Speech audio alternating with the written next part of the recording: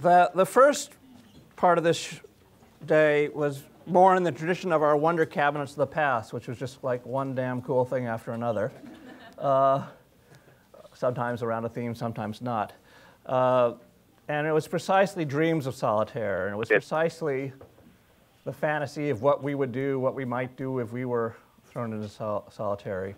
And of course, none of it's of any value whatsoever, as you begin to hear when you hear from people who actually have spent time. So we're going to, for the next couple hours, hear from 4 people who have spent time in solitary, and then we'll reserve a lot of time for questions at the end. So maybe 20 minutes each, something like that.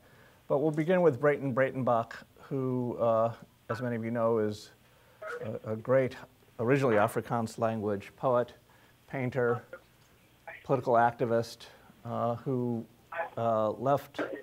who was in exile in Paris during the 70s, didn't feel he was doing enough, went back incognito and was captured. Well, I'll let him tell the story, but he spent 7 years in prison and part of that in solitary. And here's Breyten Breytenbach.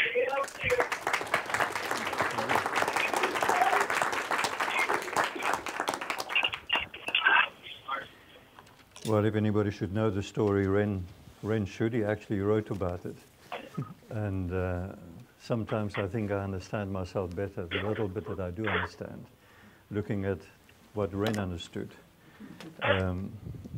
That's one of the occupational hazards of being a writer oneself, is that one is continually shaping your own experiences, and I think thereby also, to a certain extent, shaping one's own memories. It's very difficult to re-access the rawness of the experience as it actually took place.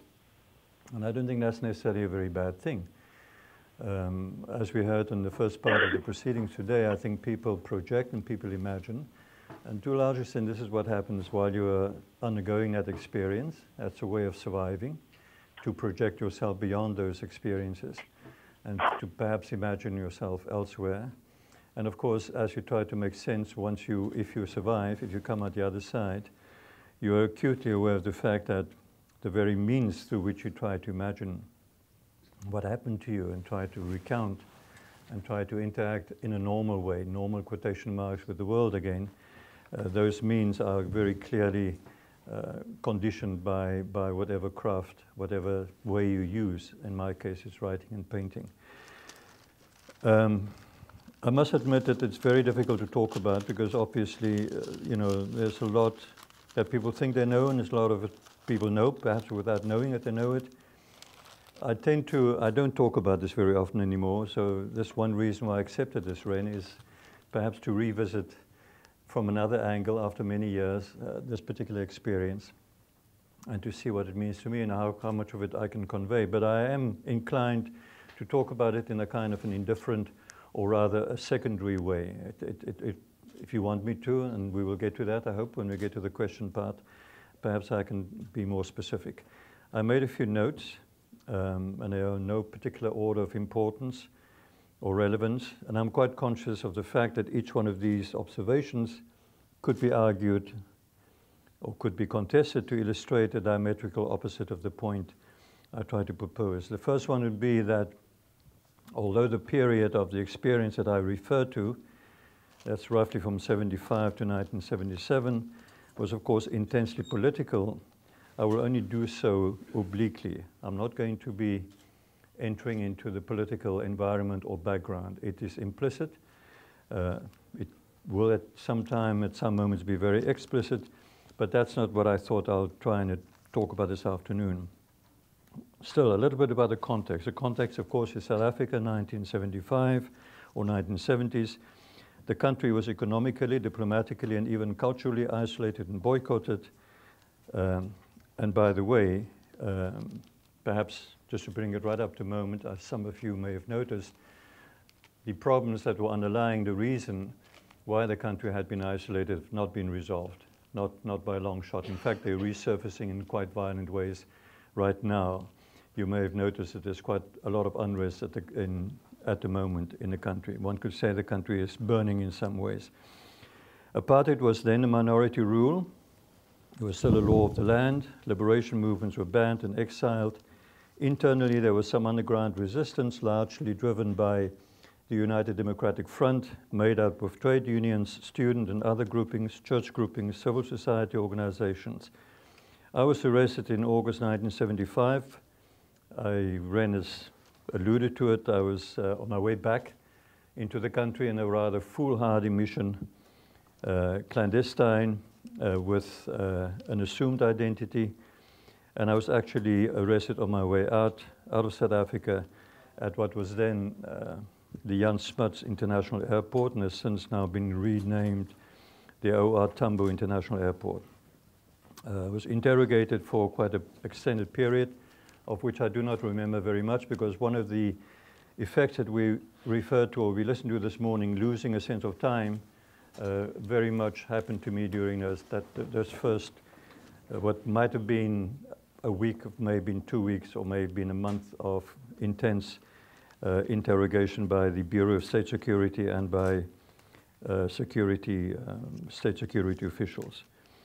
I was then later on charged with and convicted of terrorism and the Repression of Communism Act. This was in November 1975, and I was sentenced to 9 years imprisonment and sent to the maximum security prison in Pretoria, where in fact I was already then kept when I was taken back after the first few days and nights of intense interrogation. I was taken back to those cells. It was in the same city in Pretoria. And so it was, in a sense, just being returned after the court proceedings to an environment that I already knew. But now I knew that I had been sentenced for 9 years. We call it Beverly Hills. It's maximum security. I was kept in isolation in C-section. That was a part of the prison. My cell probably was a little bit more than 2 meters wide by maybe 3.5 meters long. I have to recall and I have to reimagine. You know, one does things like stretching your arms and you try and remember how many paces it took to get to the end of your cell. It had a door with a barred aperture at about chest height, covered by mesh steel wire, and above that, in a one wall at a height of more than 4 meters, a similarly meshed window without glass on a level with a catwalk outside from where the warders on duty could look down on me. There was a bulb in the ceiling, kept on night and day during the initial period, a cement floor, of course, a wooden bunk bolted to one wall of the cell, a felt mat and a grey blanket that had to be kept rolled up, and a sanitary pail or bucket. All of these, together with the eating utensils and one's shoes, were kept outside the cell door during the daytime. Your cell door was opened, you had to put this out, and it would come back in at 4 o'clock when it was lockdown time, without the shoes, obviously. The food was brought by a trustee. We call the trustees in South African prison language, they call pimps. He was, of course, always under the supervision of a warder. The corridor outside my cell, there were 2 more empty cells next to mine, and there was a bathroom opposite with a shower and a mirror consisting of a steel sheet that was bolted to the wall. This corridor at one end gave onto a minute inner courtyard, which was covered overhead by a steel grid, and at the other end was blocked off by steel doors from the main C-section corridor. Now, this would be the territory where I spent my next 2 years, never seeing any other human being other than the pimp who brought the food, maybe a monthly visit taken out into an office to be medically checked. And for the initial period, the security police and the Bureau of State Security officials kept on having access to me because they thought they hadn't done with their interrogations. So they saw me, and of course the warders who looked after me. I never saw any other prisoner. I never saw any member of my family or anything like that. The prisoners or the warders watched over me were not allowed to talk to me. Normally one would be locked down for 23 hours a day. One was let out for half an hour exercise in this yard that I just described. And during that period, or a little bit longer than half an hour, you'd also be emptying your slops, your pail, your bucket, and you would be cleaning the corridor, the one in front of the cell, which is done by moving on what we call taxis. These are little folded strips of felt material, probably leftovers of the mats, and you use those for cleaning. I'm looking at some people here who probably know the story from another country, from more recent time, as well as I do, if not better. Well, it was also Pretoria Maximum, and I think this is perhaps worthwhile pointing out, it was also the country's place of execution. Up to 7 so-called condemns would be hanged every week, and this constituted the universe of sound within which I lived. The condemns, I mean, you can imagine if you have a catwalk where you have a window that is actually not glassed in, there's a reverberation from all the other sections of the prison. And the people due to be hanged were kept for the final days and nights in what was called the pot, which was a large collective cell, and they would be singing practically day and night before they actually were executed. And of course, beyond that was a shouting back and forth, people passing on messages and trying to communicate with one another. I was never allowed to do so, but I could, from listening to what was happening around me, I had a fair idea of who else was there and why they were there. And then they would be marched down a corridor, the main C-section corridor, on the morning of execution. So the sounds would be the shackles and the chains, the clink of those as the men are taken down, and then the sobs and the groans and the collective chanting. Because if there's a group of men being executed at the same time, there were sometimes women, but very rarely so. But when it was a group of men, you could very distinctly hear that the older men were trying to comfort the younger ones, not to be afraid as they go up to the gallows. So you lived by your ears very, very powerfully. So you would hear the clanging of doors, and of course then the silent shudder of trapdoors opening, running like a shiver of death through the prison. But it was also 1976, and it was outside the uprising of the students in the townships. There were battles fought. One sensed the agitation and to some extent the excitement of the prison population, both the warders and the prisoners, for different reasons. So one had, in a sense, by reverberation, you had a fair idea of what was happening in the city or in the country surrounding the prison.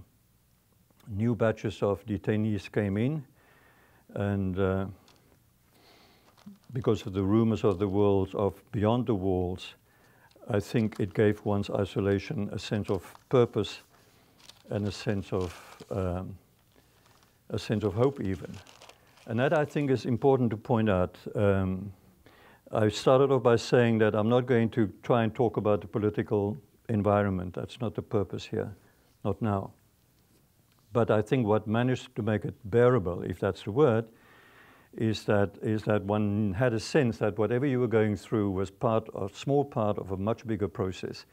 And you could, to some extent, hear what was happening around you and how other people were going through similar experiences. It gave a purpose to it. Okay, I want to make a second remark before I actually get to what I thought would be the theme for what I would like to talk about, solitary as entry into the underworld. That's what I call my contribution. But the other remark that I need to make, I think, is I'm going to be using, I'm going to generalize. I know that the experience of isolation is always unique. It's probably informed by the person's age, by the person's experience, by the person's education, by the level of the person's motivation, by the religion, sometimes by the physical and the mental condition, etc. So I cannot generalize, and I would be using terms, and I will be using terms and concepts quite approximatively. I'm neither a scholar nor a psychiatrist, and you will have to bear with me for that. For instance, I use the term self quite often in my remarks, but I'm quite aware of the fact that we perhaps do not agree what we mean by self. we may have quite divergent definitions when we talk about this thing that we cannot pin down. But I needed something. I needed a kind of a prism, a kind of a movement in order to be able to talk about it. I'm also aware of the fact that as a writer and as someone who has used and transformed the material, of the distorting effect that hindsight and the words and the justifications, and of course the self-pity and the self-glorification may cause and may have caused in the past, as also, and that is something I became very intensely aware of, the slyness of the mind hiding from itself. Keep that in mind, whatever I may say. It may even be operating right now as I speak to you. Because the need to quench the unquenchable desire for understanding and perhaps for comfort, as the Swiss writer or the Swedish writer Stig Dagerman pointed out, is always with us. One is always projecting oneself also. Let me talk about 3 approaches to this notion of solitude being the entry to the underworld. For me, 3 planes come to mind, or 3 doors giving entry to this underworld. The first would be the physical environment. It is closed, you're closed in, it's restricted, it is bare, it is ugly. It's in fact quite deliberately ugly. It's nearly as if there's somewhere the intention by those in power to break down whatever comfort you may have had or may get from it being a little bit bearable in terms of the color used on the walls or the texture of the walls or things like that. So it is ugly, but this becomes a matrix. It becomes the extent of your movements. It becomes a retreat, and in fact, it becomes nearly to some extent a place of safety. That's where you know who you are. That's when you know where you are. This becomes home in many respects. It may be an unintended side effect. We call it to become institutionalized, where you become attached to what you do not have, as it were, where you become broken into what is available and to the conditions under which you live. And that in itself becomes, of course, in a sense, a lever that can be used, because the moment it is disturbed, the moment something else arises that disturbs the monotony or the rhythm of your incarceration or your isolation, you perceive of it as a threat, as a kind of upsetting that which has become familiar to you. It's come to the point where, for instance, later on during my time in prison, which was 7.5 years, and I was always kept by myself, although not in isolation as for the first 2 years. I was then later on moved to a much bigger cell, and at least I could talk to other prisoners going down the corridor. But even then, whenever there was something that was happening outside, was sent as a kind of an impingement on you. If you had a visit, however much you wanted to be visited by a family member, when that was announced, you actually experienced it as some kind of a disturbance. After a while, you don't want to know about the outside world. You become part of the world that you actually live in. So the retreat, it becomes your place. It rhythms your rituals. It becomes the exteriorization of your senses, the texture, the smells, the colors, or the lack of colors, on the intensity that this brings about. Something that I experienced very, very powerfully from quite early on, that the fact of being deprived of variation, of variety of colors, of textures, or smells, or sounds for that matter, tended to sharpen the senses enormously. You became intensely aware. It was a breakdown of what I would call the hierarchy of aesthetics, perhaps the hierarchy of experience, and that was replaced by a very intense experience of that which was available, that which you could see. So that if it happened, for instance, over the courtyard, which was meshed in, but there were high walls around it, a bit of colored paper would blow in, and you suddenly saw red. It was like your mind was blown. It was like an explosion. It was just a strip of paper, perhaps, that got blown around a prison yard, but you experience it very, very intensely. You learn to live within the confines. The mind, or what passes for mind, becomes like a rat in a cage, endlessly repeating the same ruses to look for the break or for the fault line. which, when it does present itself, you perhaps will not recognize, or perhaps when it does present itself, you will not take it, except if it were to present itself as suicide. And there's always that, I mean, if you were to try and commit suicide, you will be charged with potential damagement to state property. So you're not allowed to do that. But of course, it has its own strangeness, and it brings along its own fears. You live with your strangeness and you live with your fears as something outside yourself. Again,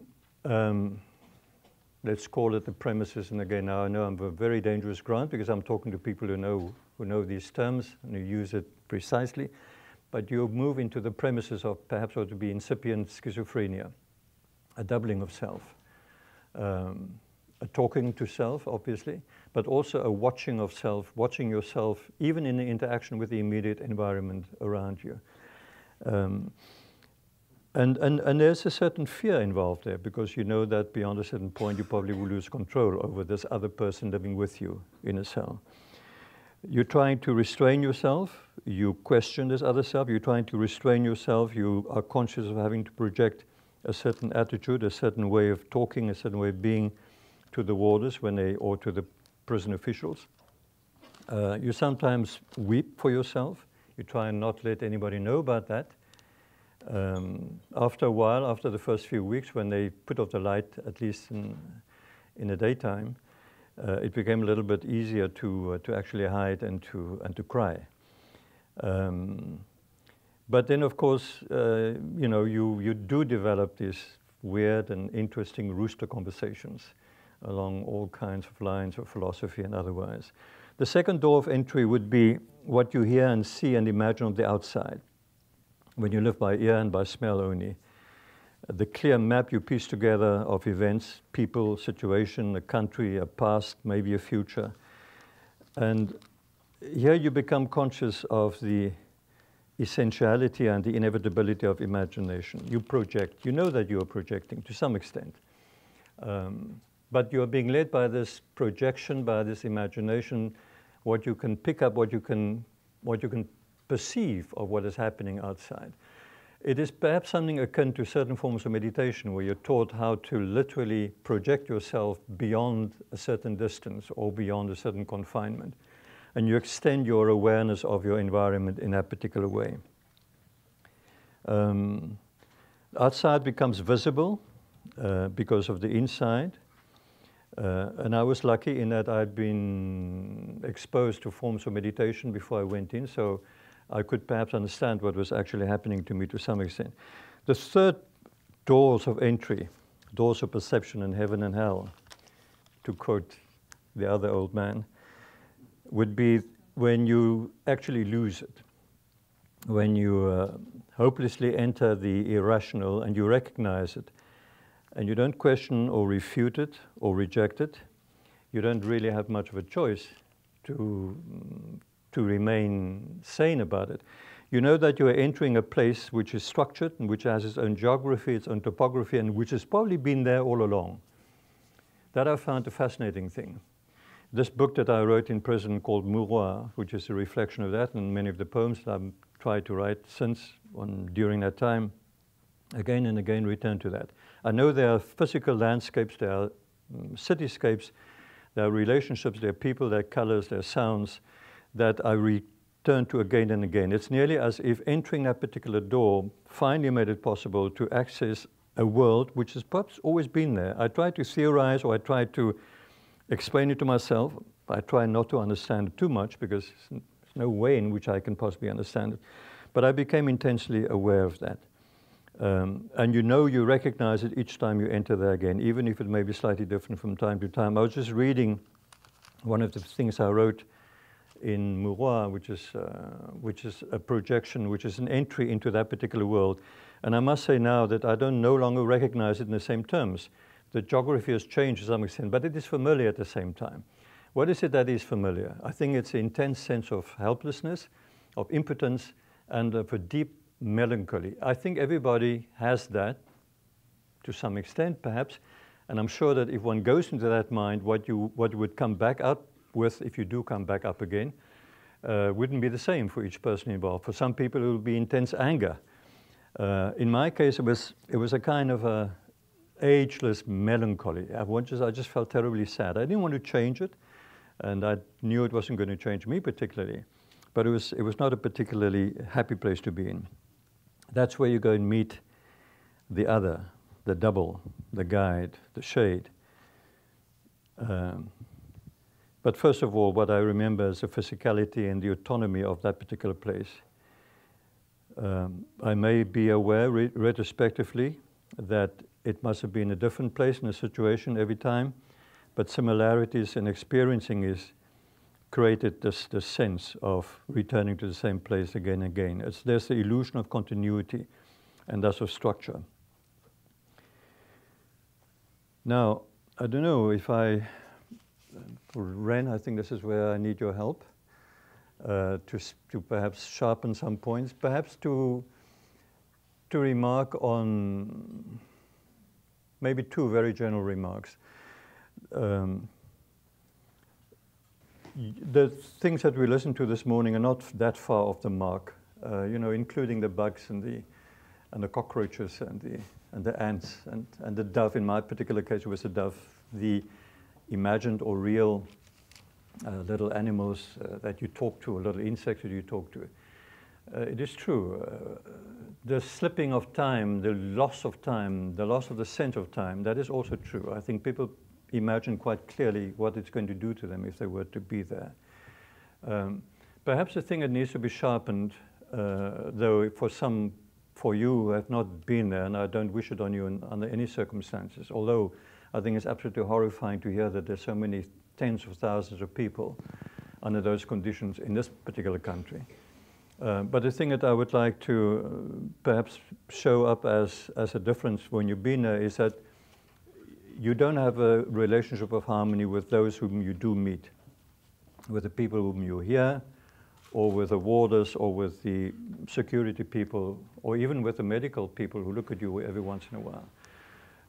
You are intensely conscious of having to retain your form, la forma, as we'd say, as my Catalan friends would say, the posture. That's the curious thing that happens to one after a while, that you yourself are the only person who can make yourself survive, even if you lost sense of who you are, and even if you lost sense of time and of place, particularly of time. And of course, it's damn awful when you have no sense of ever coming out again. There's no reason why you come out on the other side alive. And of course, you know that the person who will come out won't be the same one who went in, as we were clearly told early on. But it's an intense situation of hostility, of animosity. And I think that conditions nearly everything else that happens. How does one, to some extent, survive? And I think that would be my final remark, Ren, before passing on to you. The one would be, I think, the awareness of the physical need to care for oneself, the way one would care in Buddhistic term for the 9 separating wounds, as it were. You don't become attached, but you know that if you weaken, you will become more vulnerable. Your attachment to yourself becomes a leverage that will be used against you. Your attachment to your own sense of importance, even if it's a political importance, even if you know you're on the right side, you're struggling for the right cause, even that attachment becomes a form of exerting pressure on you.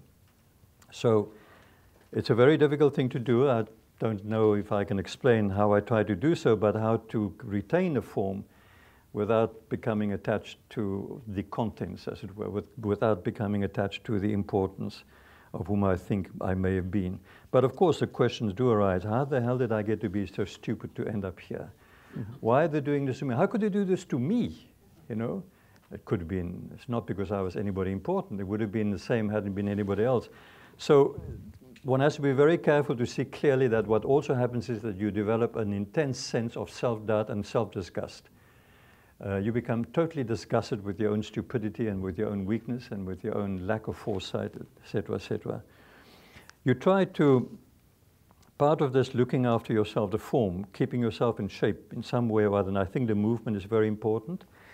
And the smells are very important, and the visions that we start having. In my case, these were paintings coming out of the wall, Bruegel and Bosch paintings literally coming out of the wall.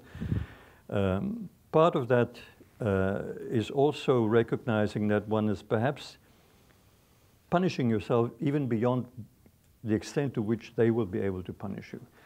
And that, I think, accounts very often for prisoners, if they can possibly do so, harming themselves. Swallowing something sharp if they can get hold of it, or a spoon. I mean, in the prison I was in, they knew about that, so they cut off the handles of the spoon. I mean, you couldn't really, it wasn't really much use swallowing just what was left of the spoon. But people would, if they had half a chance to do so, if they could hide a blade, for instance, they would cut their own sinews, they would cripple themselves literally. And partly it is perhaps a very ancient need to still experience yourself by scarification. You know, we heard today here the kind of obsessive need to scratch yourself or something. Partly I think it is testing yourself and pushing yourself even to beyond what they would want you to be. I mean, there's no other reason why you would continue being so concerned about bodily cleanliness. They don't really care about that. I mean, you can go through the motions of pretending to be clean, but it's important you should do so. And part of course, this is a desperate plea for attention. I remember at one point, I can't remember how I can't even remember how I got hold of a pair of scissors. They wanted me to cut my own hair. I managed to talk the warder. I was taken to the bathroom, and I managed to talk the warder into allowing me to cut my own hair. And he must have turned around, he must have talked to somebody else for a little while, and I started cutting off all my hair. And it was half gone before he realized what had happened, and he stopped me for damaging state property. And of course, the next morning, I was really severely reprimanded and punished, and then thrown in a hole, because this isolation is not the hole, that's something else again. So I was severely reprimanded by the head of the prison for you know, doing it to myself and damaging the property which belongs to the state and all that. The good thing that came out of that is he gave instruction that all my hair should be shaven off, which of course is something that I probably was secretly hoping would happen, because in a way it's a sense of cleansing oneself. All right. One thing I was going to ask you, we should stop for a second and put more than the question, okay. But one thing, am I on? Yeah, I'm on. In the book, the profile I did with you is in a book called Calamities of Exile, and after you came out, one of the most mysterious things you ever said to me, well, actually you showed me, you had been out for a while and it took a long time before you started painting again. And the first painting you did was a self-portrait looking at yourself in the mirror and with your eyes closed. And this was about 6 months after you'd gotten out of prison. And I asked you, why did you paint yourself with your eyes closed? And your answer was, because I couldn't stand to look at myself yet. Which at the time I remember thinking, who, what is looking at who, what in that sentence? Yeah. And just that, it seems to me that has a bit of that self-hating, self-loathing and so forth that you have to... Yes, of course, of course. I mean, you must be superiorly or superbly well prepared and well trained, which I don't think anybody ever is. I've seen people react in a very strange way, or at least I've heard from neighboring cells, people who were kept during my initial period of detention whom I thought never would crack, and they were, you know, weeping and crying and sobbing through the night and all that, and they would be willing to talk to anybody who talked to them, and others whom I thought would be cracking immediately never said a word. So it's unpredictable how one is going to react, and that is part of the thing. I think it makes one become severed from who you think you are. I don't think I was particularly happy with the person that I thought I had become. I was obviously not, you know, I mean, there were too many contradictions involved, too many ambiguities, both politically, personally, etc., etc. And it was just a large measure of total stupidity, because literally I should have been far more careful, and I should have known that if I do certain things, the consequences are going to be inevitable. So obviously, yes, there's a self-disgust, but the self-disgust comes more from being deprived of any sense of agency. And that comes a little bit later and far more stronger. So for instance, you're in a cell and there's a corridor outside up and down which other prisoners move, and for some other reason the warders decide to beat up one of the other prisoners. And they will beat him up fairly severely, right where you can see. You're literally 1 yard away, there's a grill between you. And you know that if you were to you can't intervene, but if you were to shout, you know, or something, stop it, don't do that, it's a human being, it's just going to come on you. I mean, it's just going to, and the fact that you don't do so, that you bite it back, that you become accomplice to, that you're forced to assist, and they know this instinctively. I don't think they're being taught this, because these warders are not very well educated or trained people, neither in psychology nor in anything else. They just instinctively sense that if they can make you be subjected to or submit to the degradation of not being able to do anything where you would instinctively want to do something, it will turn back upon yourself. And that's where the self-disgust comes in a very big way. Well, and there are probably many other reasons why I painted with my eyes closed. Well, why don't we stop for now and add questions in a second. But thank you so much, Breyten. Pleasure. Really.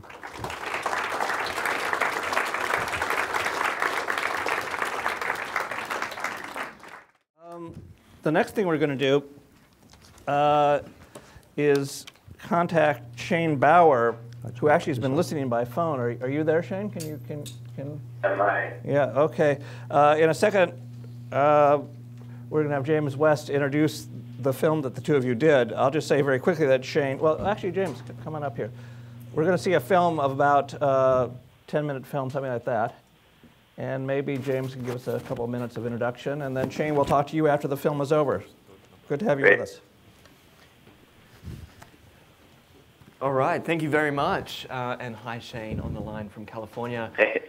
My name's James West. I'm a journalist and videographer with Mother Jones magazine. I'm based here in New York. It was my great pleasure and privilege to work with Shane Bauer on the short film that you're about to see called No Way Out. I think it's fair to say that both Shane nor I had any idea what this film might become when we met in a cafe in Oakland and embarked on a what was meant to be an 8-hour road trip. It ended up kind of being several more than that. On our way to Pelican Bay Prison near the border of California and Oregon, set amongst glorious redwood forest along the Pacific coastline there. This completely incongruous place, a supermax, the superest of all the supermaxes up there, nestled into this pristine, beautiful part of the world where sea lions bark into the wind and the Pacific Ocean laps. We didn't know what it was going to be like. I certainly didn't know what it was going to be like. Shane obviously had a lot more of a sense than I did. Explain who Shane was. I haven't said. Explain who Shane was in this context. I'm sorry.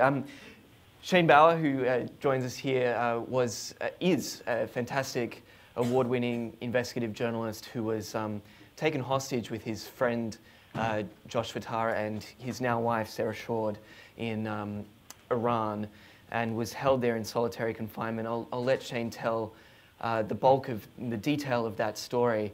Upon his release, decided quite gallantly, I think, to begin investigating the situation here in America when it came to solitary confinement, and some of the somewhat disturbing parallels between what he endured there in Iran and what happens here in America, in particular Californian prisons.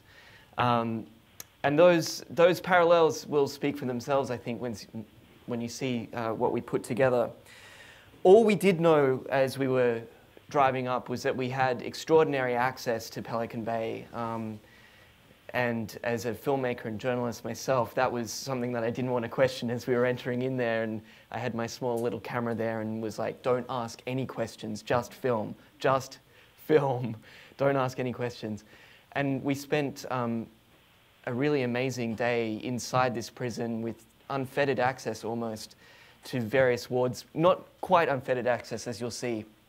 And what it came down for me, having looked at all of the material that we got and then speaking and working with Shane afterwards, was this is really a story about Shane's journey back into prison after several months after his release, first time being back behind bars. And that's what really captured me, and I think what really propelled us into the film that you're about to see. So this is No Way Out.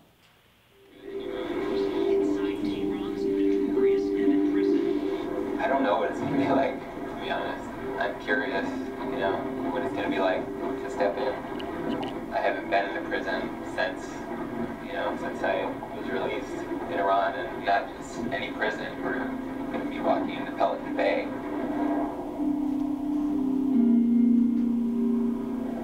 My name is Shane Bauer. They were hiking right along the Iranian border. In 2009, I was captured on the Iran-Iraq border with Josh Batal and Sarah Schwartz. Being sentenced to 8 years in. We never knew when or if we would get out. Bauer denied the charges. I spent 4 months in solitary confinement. I didn't expect to find the same, or worse, back home in California. Solitary confinement was the worst experience of all of our lives.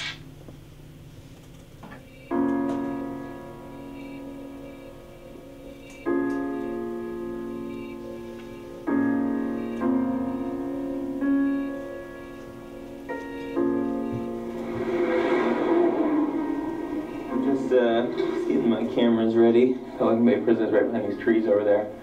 I have this feeling of weight, of heaviness. I'm nervous. We're about to pulling it right now to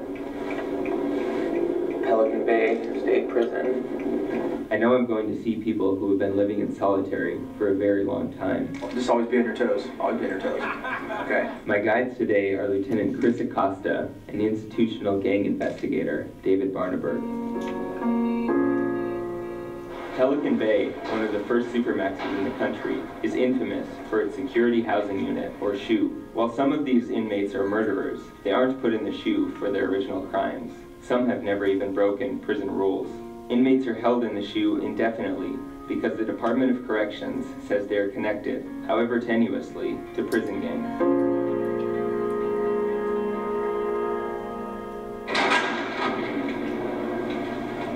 It's been 7 months since I've been inside a prison cell.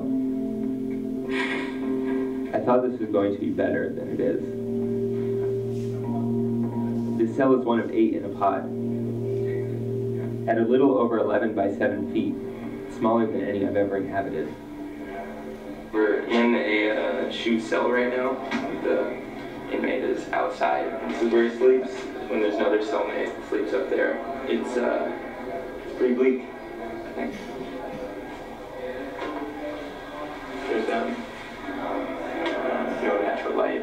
Without a window in my cell, I wouldn't have had the sound of ravens, the rare breezes, or the drops of rain. Even when the window is closed, like in the winter, it's also suffocating. And just having that light come in, seeing the light move across the cell, you know, and seeing what I would kind of judge what time of day it was that.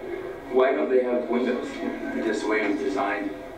Both. Why? I don't know. I can't explain that. The inmate would be in the cell, and then a food tray would be passed through the cell. If they ever leave the pod, prisoners have to strip naked, pass their hands through a food slot to be handcuffed, then wait for the door to open.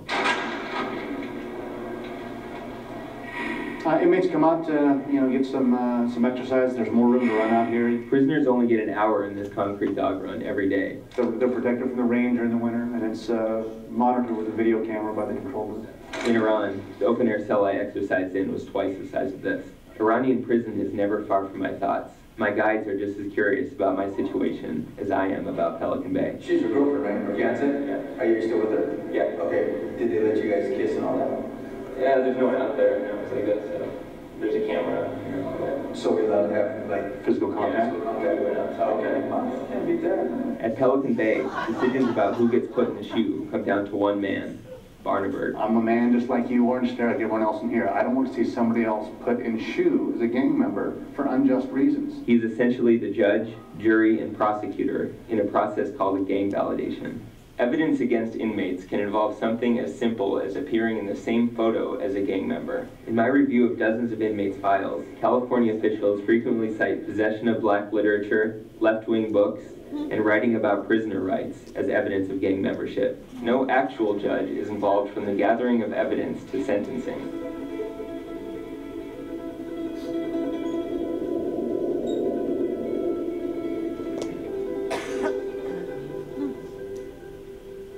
Much of the evidence brought by gang investigators like Barneberg comes from informants. It's confidential and can't be refuted. They've got multiple different avenues to review the gang material that's being used against them and challenge it. But Barneberg says he has never seen a successful appeal in his 15 years at Pelican Bay. When journalists are let into the shoe, the only inmates allowed to talk are those who are informing on fellow prisoners. They don't like me asking why. Could we talk to a prisoner who's not going to be hearing the process?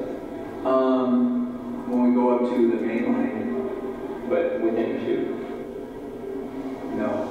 We just always use these guys right here. Yeah. But why? We just don't. Good to go? So my guides take me out of the shoe to meet Paul Bocanegra. He was in solitary for 12 years. It is punishment. It's meant to break a person. He got out by informing on other prisoners, a process called debriefing, which among prisoners can mean death. You know, you're going to be targeted for assault, possibly murder.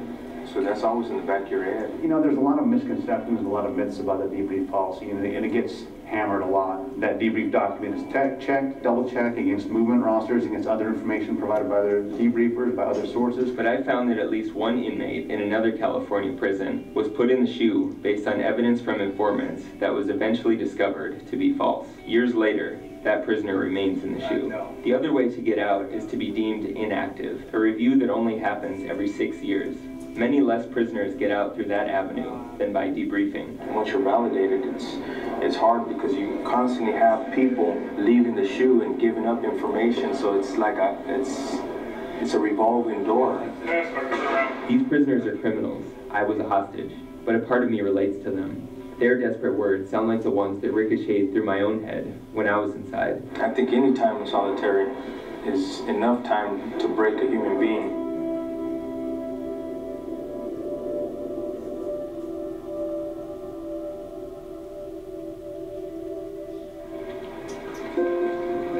When I leave the prison, I head to the ocean.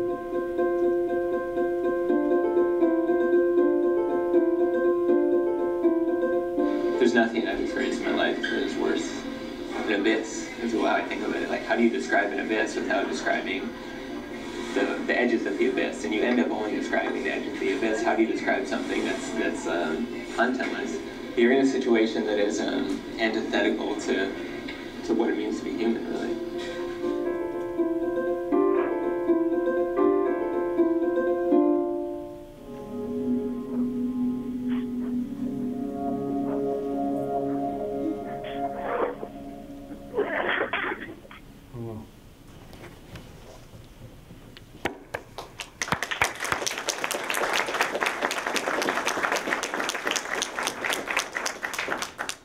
Shane, are you there? Yeah, I am. Yeah. Thank you for that. I should also mention that there's a terrific article that he wrote in Mother Jones, can you talk a little bit about what it was like for you in Iran? Yeah, I mean, so I spent, after we were captured, I spent, the three of us were in solitary confinement for 4 months, and then I was put in a cell with Josh Patel, but Sarah was kept alone for the duration of her time, 13 months. We were allowed to see her. After those initial 4 months, we were allowed to see her for about an hour a day. But aside from that, she was alone. Those first 4 months, you know, actually I think I'd like to read something that I put in the end of the article. It was part of a journal that I had taken out. It was like the only piece of the journal that had come out, and actually in the process of doing this investigation, at the end of it, I had this journal kind of tucked away, and I never actually looked at it. And when I did, I saw that I kind of briefly had touched on the experience of solitary confinement, and, you know, it's kind of a off-the-cuff writing about it. Mm-hmm. And I said, the more one is utterly alone, the more the mind comes to reflect the cell. It becomes blank static. Solitary confinement is not some sort of cathartic horror of blazing nerves and searing skin and heads smashing blindly into walls and screaming. Those moments come. They are not the essence of solitary. There are events that penetrate the essence. There are stones tossed into an abyss. They are not the abyss itself. Solitary confinement is a living death. Death because it is the removal of nearly everything that characterizes humanness. Living because within it you are still you. The lights don't turn out as in real death. Time isn't erased as in sleep. And, you know, this is kind of to me, it's kind of a raw, you know, jotting of what I was experiencing. But I think, you know, what I was really trying to get at, and in writing about this, and now working on a book about our experience with Sarah and Josh, it's kind of been, you know, really a challenge of how to get at that thing, that essence, which is essentially empty. And, you know, whenever I'm asked to kind of say, you know, what was it like, I kind of come up against a blank wall, and I think it's really a reflection of the experience I went through, where, you know, I'm sitting in a cell alone. I have a little, you know, window and a patch of sky, and I'm kind of, you know, like the previous speaker said, I'm watching myself. And not only am I watching myself, but I'm watching myself slip away from me. As the months passed, I became less able to think. I just thought less. I kind of was overtaken with lethargy, and, you know, essentially spending one day after the other looking at a wall. And the less that I had, you know, we kind of constantly have a dialogue going in our heads, but what I came to realize is that dialogue is dependent on real dialogue with other human beings, and it's kind of, in a way, a kind of copy of that. And, you know, as I stopped having dialogue with other human beings, that dialogue slowed. And I was in a situation where it is essentially completely and utterly predictable. And I think as human beings, we rely on unpredictability. You know, everything that we do almost has consequences that we can't predict. And this is the only situation that I have ever been in where that does not exist. Everything I do, you know, I have my orange and I toss it up in the air and catch it, and there's really very little that can happen unless I'm somehow interacting with the outside world, banging on my door and trying to actually get reaction, which I did a lot, kind of uncontrollably at times. Aside from that, there's no surprises. There's nothing outside of you, and I think, you know, as the previous speaker said, it's this situation of being isolated is extremely unique, and I think the reason is that you're just stuck with yourself, and when you're stuck with yourself, you are dealing with your unique life experience and your own demons, you know, that we all have, and it kind of at times becomes a battle between you and those demons, and there's really no way to conquer them. There was, I think for me, that was my experience, because, you know, there's no way to kind of put anything into practice. You just kind of sit with things and they never move. Can you compare the experience that you had in Iran with what you imagine the experience, particularly, for example, in terms of warders? I mean, what was striking to me about the warders in the film was their bureaucratic unflappability. And yeah. What about the warders in Iran? And or just I think, more generally, what was the compare the experiences? I mean, I think what struck me in Pelican Bay was the similarity in the sense that these people, I think, are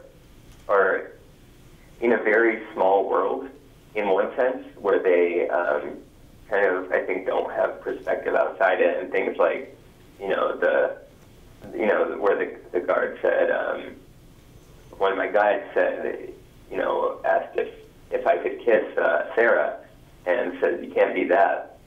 That to me is, you know, was a very striking example of, you know, his kind of isolated world. I mean, when you said that, my first thought was I can think of a million things to beat that.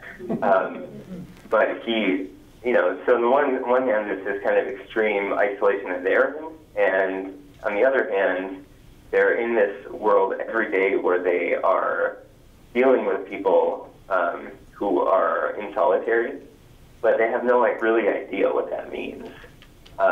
So it's this kind of normalized situation. They see these people, you know, they go to their cells sometimes, they walk past them, and they see it with their own eyes, and I think in seeing that, they feel that they understand what it means, and they do not. I guess a more pointed way of asking questions is, would you rather spend a half year in solitary in Iran or in Pelican Bay? I mean, I think, you know, it's very, I kind of felt in an article that, you know, it's very difficult to kind of compare the details, you know, in one sense, you know, I couldn't write letters, you know, the guys at Pelican Bay can write letters. I had a window, the guys at Pelican Bay don't have a window. My cell was bigger than theirs is. They're not allowed to make phone calls. I made 3 phone calls in my 26 months, you know, and it's, when you kind of tally these things up, it's really difficult to kind of compare, but I think the fundamental difference is the amount of time that these guys are spending in solitary confinement. I spent 4 months, the longest that I know of anybody in Iran, and I was in a ward of an isolation ward. It was essentially a ward for political prisoners where everybody was isolated, either alone or with a cellmate. And, you know, in the context of a cellmate, they're still isolated from the rest of the prison and the rest of the world.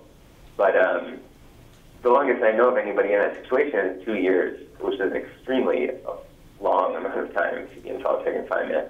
But in California, in the security housing units, in Pelican Bay, there's 89 people that have been there for 20 years or more. There's actually one guy who's been in solitary confinement for 42 years, and I know that you guys will soon, I think, be hearing from Robert King, who is in a similar situation. This is, I mean, that I think is the fundamental difference, and you know, it's unimaginable for me, really, even having a glimpse of that experience. Well, listen, thank you so much. We will be hearing from Robert Hillary King next, but first of all, thank you for being with us here, but also thank you for that film and for your reporting. It's really quite amazing. Thank you. Yeah. So next we're going to hear, speaking of people who were in solitary for longer than 2 years, Robert Hillary King is known to some of you as one of the Angola 3. These are 3 prisoners from Angola prison in Louisiana who've collectively spent coming on a century in solitary. And Robert Hillary King himself spent 28 years in solitary for a crime for which he was subsequently exonerated, and is an absolutely astonishing person. After this, during the break, he is selling his book, which is his account of those years, but maybe you can come up here, Robert, and talk to us a little about it. Thank you so much.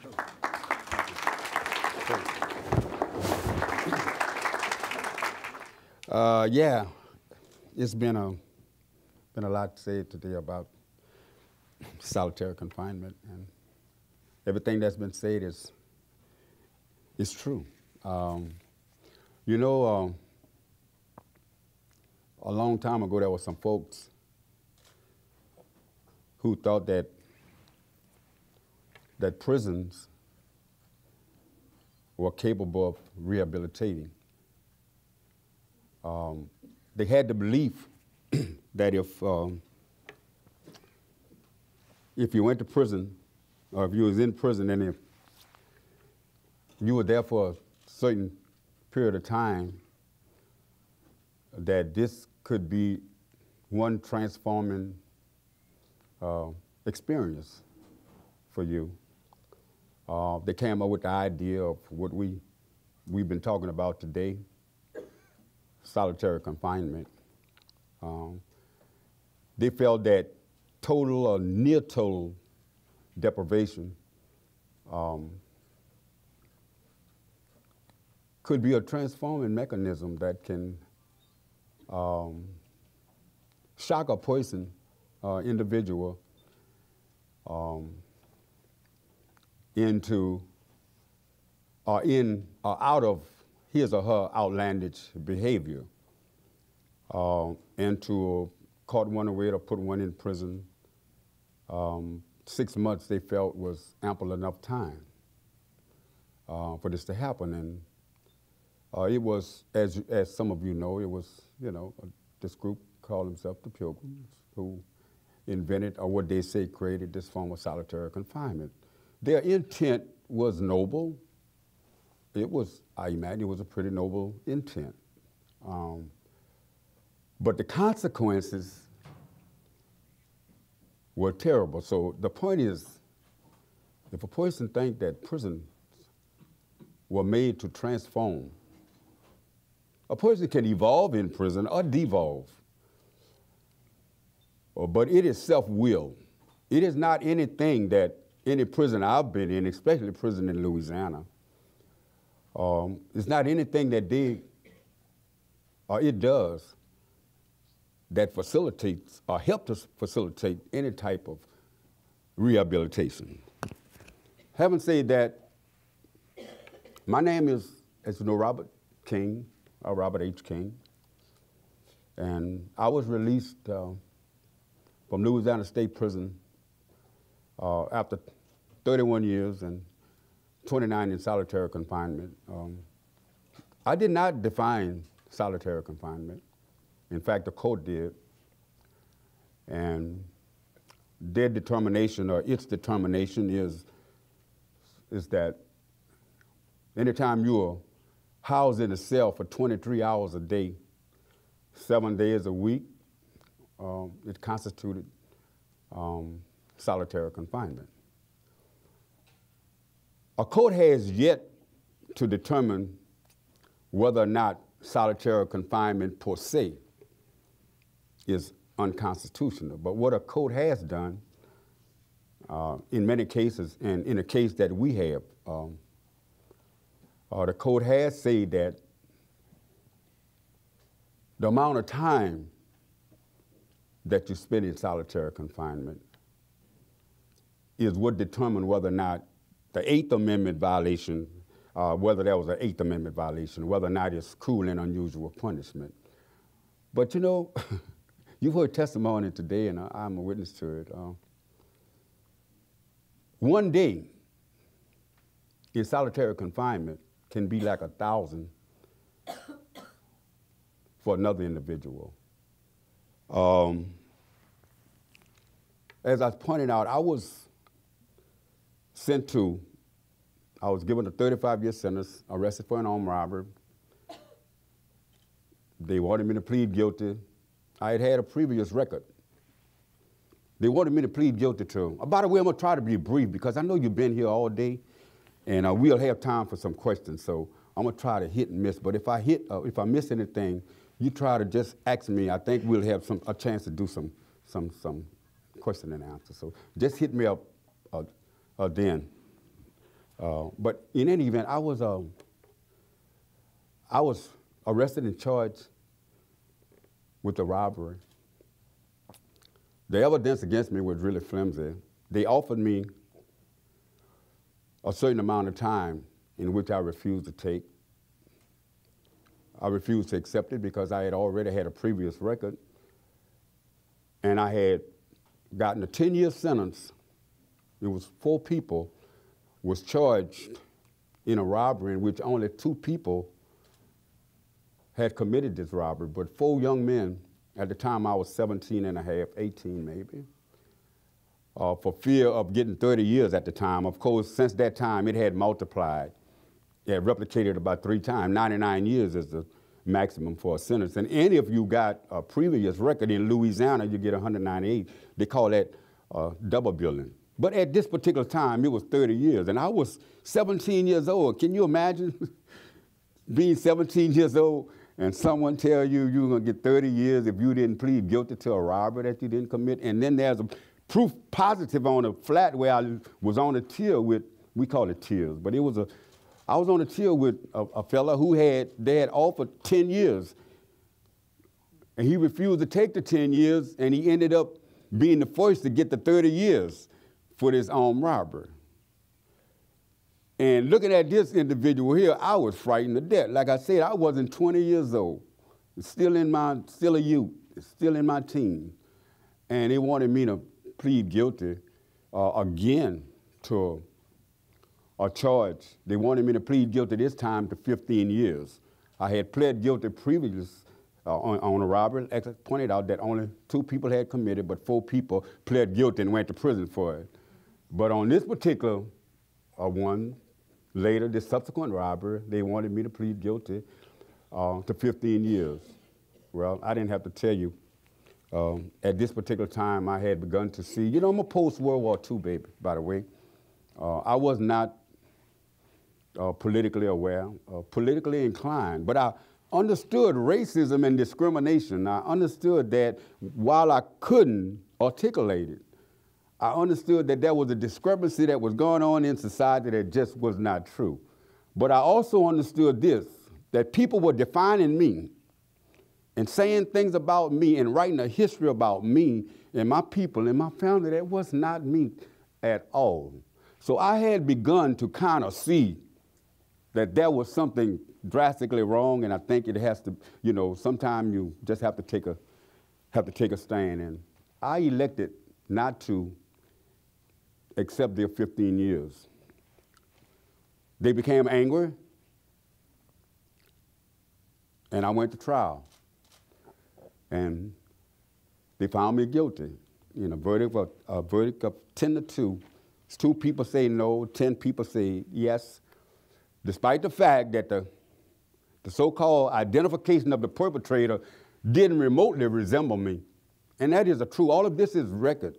It is on the record. It didn't remotely resemble me. The point is, I was arrested and charged, and I was off at this particular time, elected to go to trial because I wouldn't plead guilty. Then they found me guilty and gave me 35 years at hard labor. And as I say, that at this time, I was beginning to become aware of what was going on. They got angry with me and gave me 35 years, but then it was time for me to get angry. I began to put things in perspective then. This was early 70, February to be exact. I began to put things in perspective, and I began to make the connection. I began to see that, you know, even though the 13th Amendment allegedly abolished slavery, now I'm looking at it, now don't get me wrong, hey, I might have some radical ideas.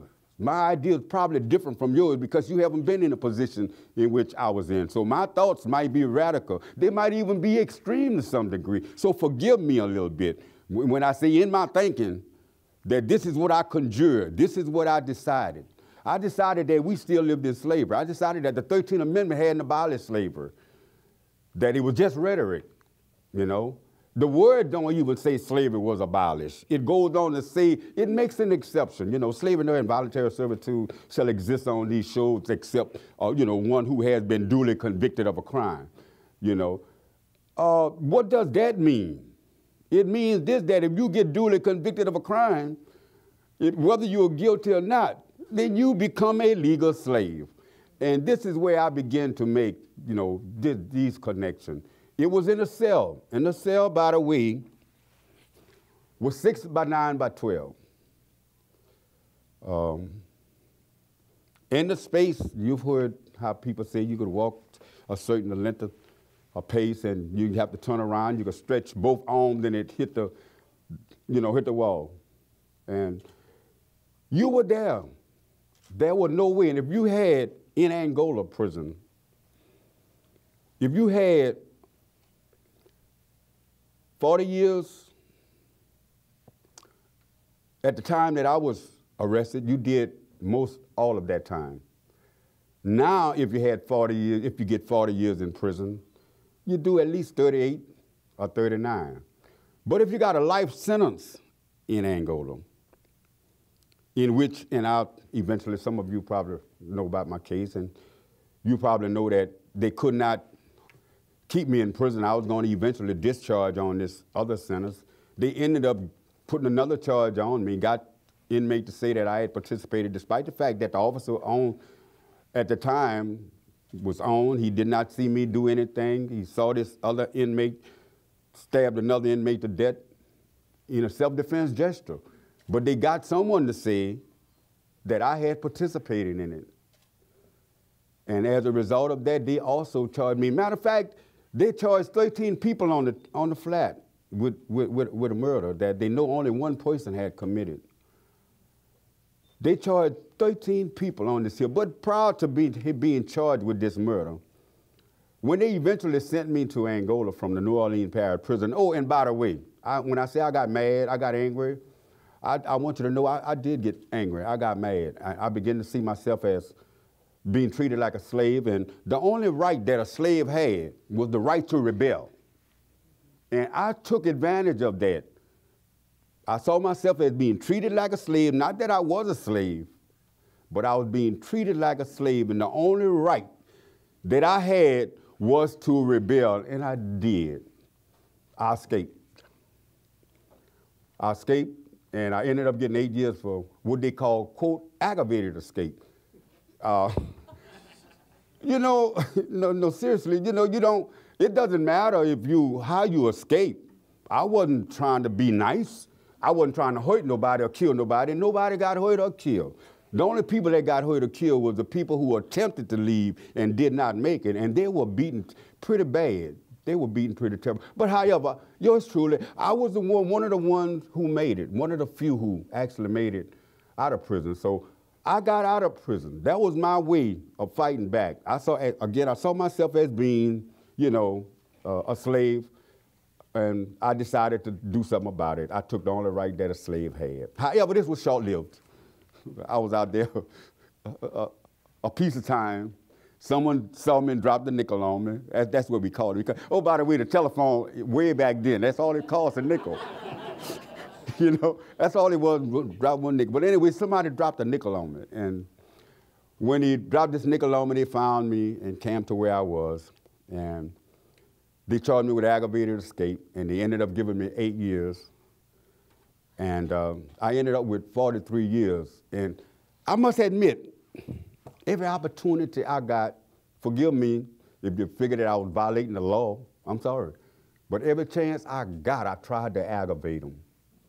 Every chance I got. The only reason why I didn't aggravate them was because they had me in a position where I couldn't aggravate them. But I tried. But then when I couldn't aggravate them by getting out of prison, I did some other things.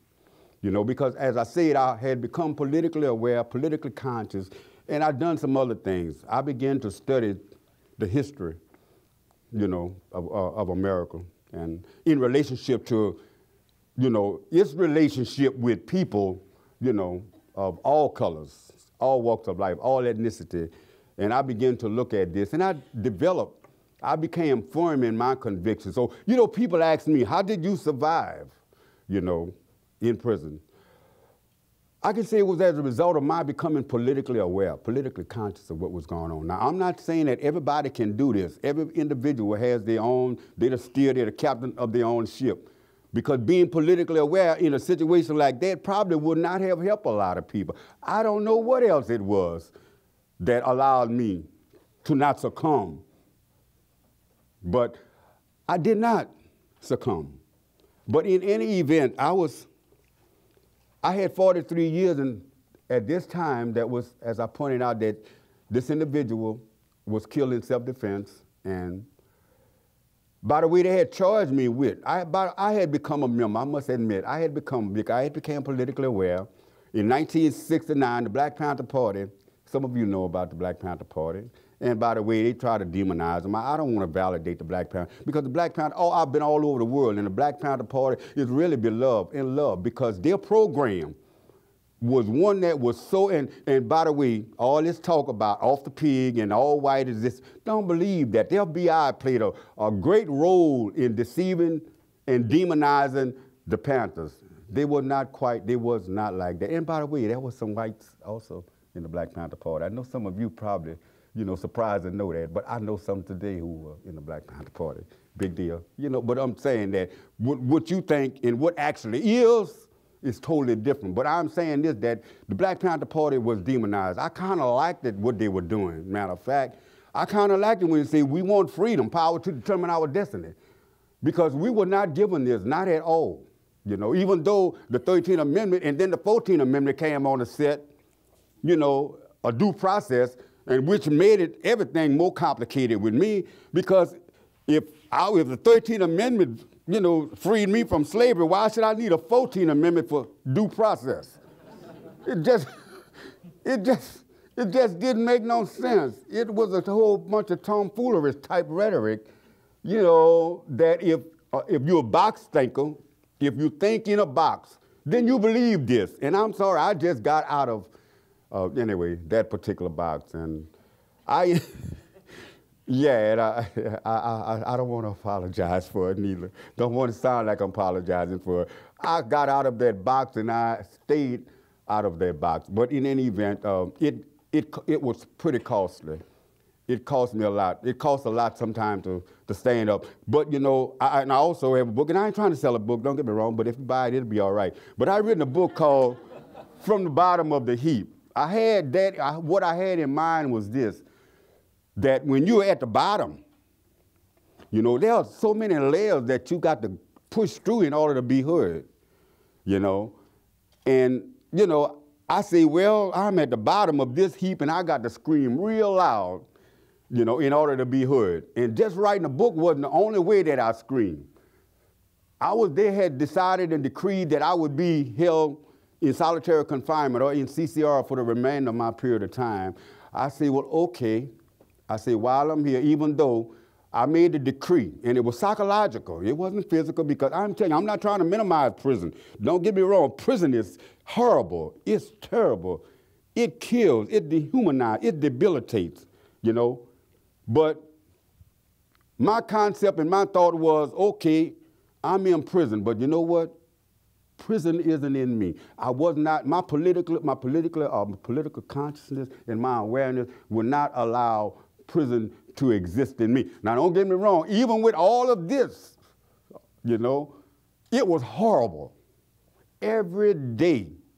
I mean, you're there 24 hours a day, and if you're in prison, because I subsequently got found guilty at the time for allegedly participating in the death of this inmate. And if you were in prison, I got found guilty and they gave me a life sentence. If you got a life sentence in Angola, you got a life sentence without the possibility of parole, probation, or suspension or sentence, unless an intervening appellate court come into the picture. When they come into the picture, you have to color your claim with innocence, and then there's the law that prevents you from even going afterward, because there's a procedure law that prevents people from exercising or even invoking the innocent factor, even if 20 years later evidence is uncovered that you were actually innocent. You know, there are laws, procedural laws, AEDPA, some lawyers, there are some lawyers in here, Anti-Effective Death Penalty Act that was signed into law in, what it was, 95, came into law in 96 by Clinton. He gave them a kind of, went with the Republican and kind of, you know, greased their palm a little bit. He wanted welfare reform, they wanted prison reform. And this is how all this stuff got up. They kind of compromised, they negotiated, and they came together and sold people out, you know. But in any way, if you have it, a life sentence in Angola, you got it without the possibility of parole, probation, or suspension or sentence. And you were there, you would die. In fact, there was, the warden had claimed that, you know, he had a grave for me and that my name was written on it. By the way, there are two graveyards in Angola. Point Lookout. Angola is 18,000 acres, by the way. 18,000 acres of land, and that is pretty huge. One graveyard is a Point Lookout, if you want to call it that, was filled when I left. I left about 11 years ago. I'm told the other one is nearly filled.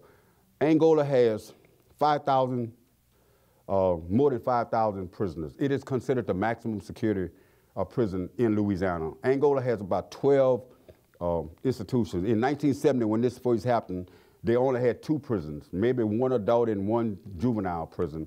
Now they have 12. And if you go to Angola, you're in Angola, you're there. You go there with alphabets, and you go there with numbers.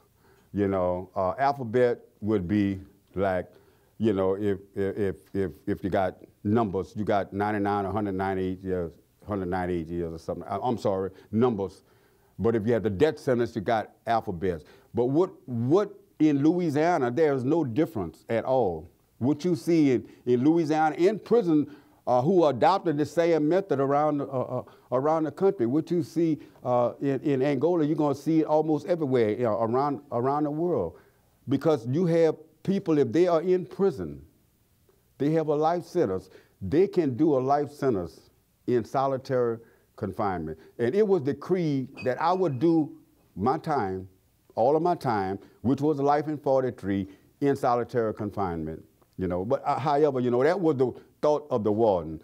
He had said, well, King, we definitely got a grave for you. And this would accentuate my point that you're a legal slave. Because if you go to Angola and if you die, your folks, even if they want to claim your body, the state do not have to give it to them. You see, you belong to us and we're going to bury you here. And this is what so this is, you know, proof positive that slavery exists. So, you know, my point, and I know I can't tell this story in one big whop. You got to sort of hit and miss. But what I want to do, what I would like to do, you know, and I know it's great to see so many people now in mainstream media now who are talking about prison, who have, you know, put prison on the radar, got it on, you know, scrutinizing. We have to kind of redefine prison, how prison arranged. I think once we redefine prison, the method and our approach to dealing with it become much greater. Don't get me wrong. Let me tell you, I know there are people, I can't tell people how to struggle, or what to struggle, or which way to struggle, what method to use. All I encourage people to do is throw pebbles in a pond, because I am a firm believer, you know, in the principles of cause and effect. If you throw a pebble in a pond, you're going to get a ripple. Just think collectively, all the people combined throwing pebbles in a pond, just think not just a ripple you're going to create, but you're going to create a wavelength. And the people, in my opinion, they are the one. That's where the power, it was people who decreed this. You know, it wasn't until doing Chattel.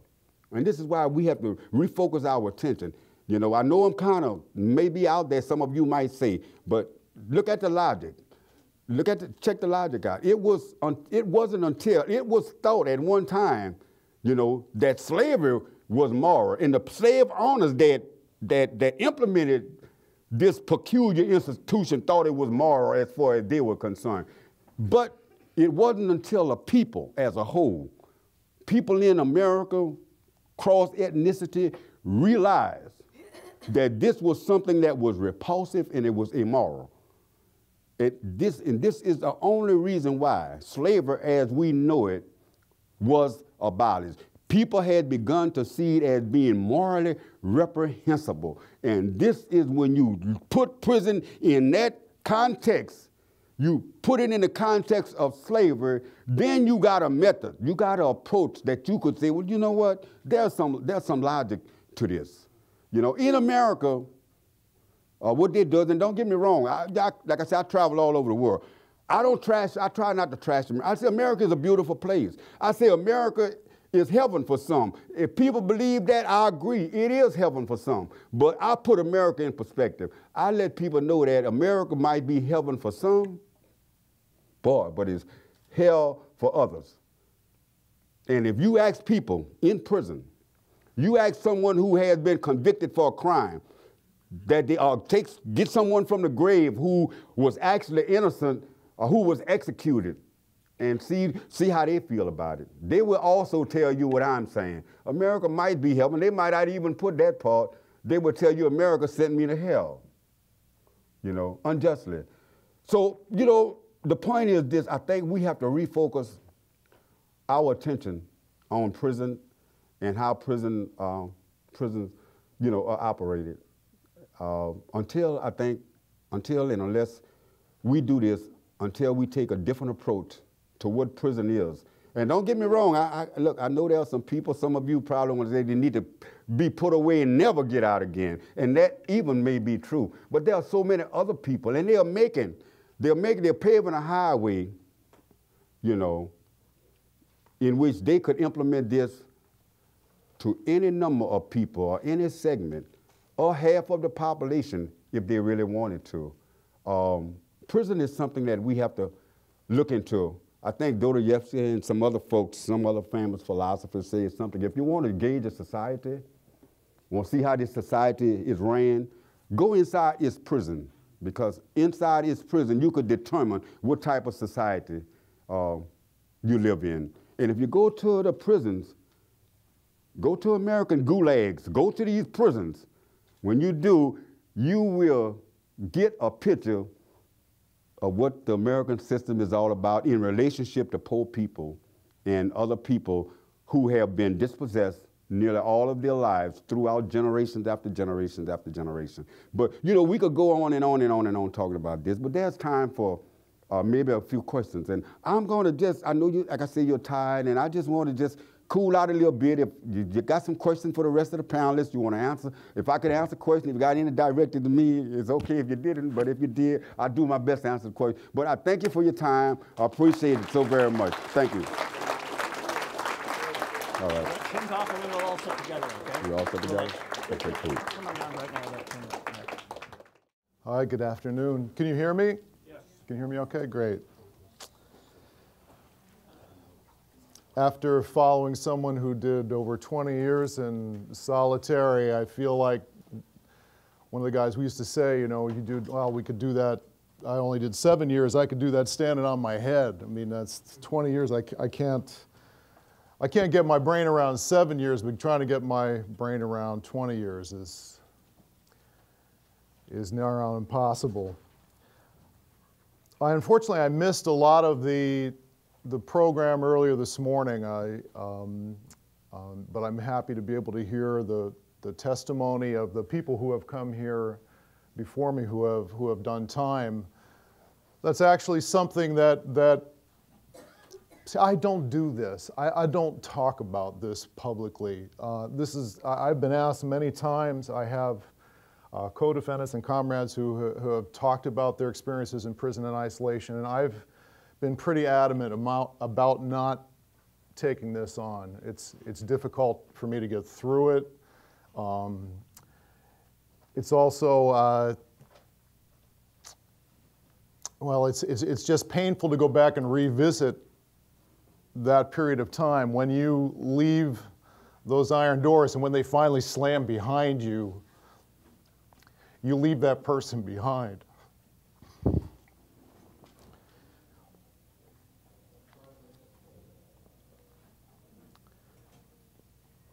But I'm going to try and push my way through this because I think what those of us who have been through these experiences share is a need to testify, to be witnesses for the 80,000 in this country that are still there, who are suffering various degrees of isolation and sensory deprivation. As they say, it's a punishment in search of a crime. Our prison system, as it's evolved, is to basically manage a potentially rebellious population for whom there's no room in the economy. 2 million, we have the highest rate of incarceration in the world. We continue to decimate and take away programs, so all they're left with is population management on a micro scale. So what can you do? After you've taken everything away from everybody, what else can you do except to put them in a concrete cell, put them in a bunker?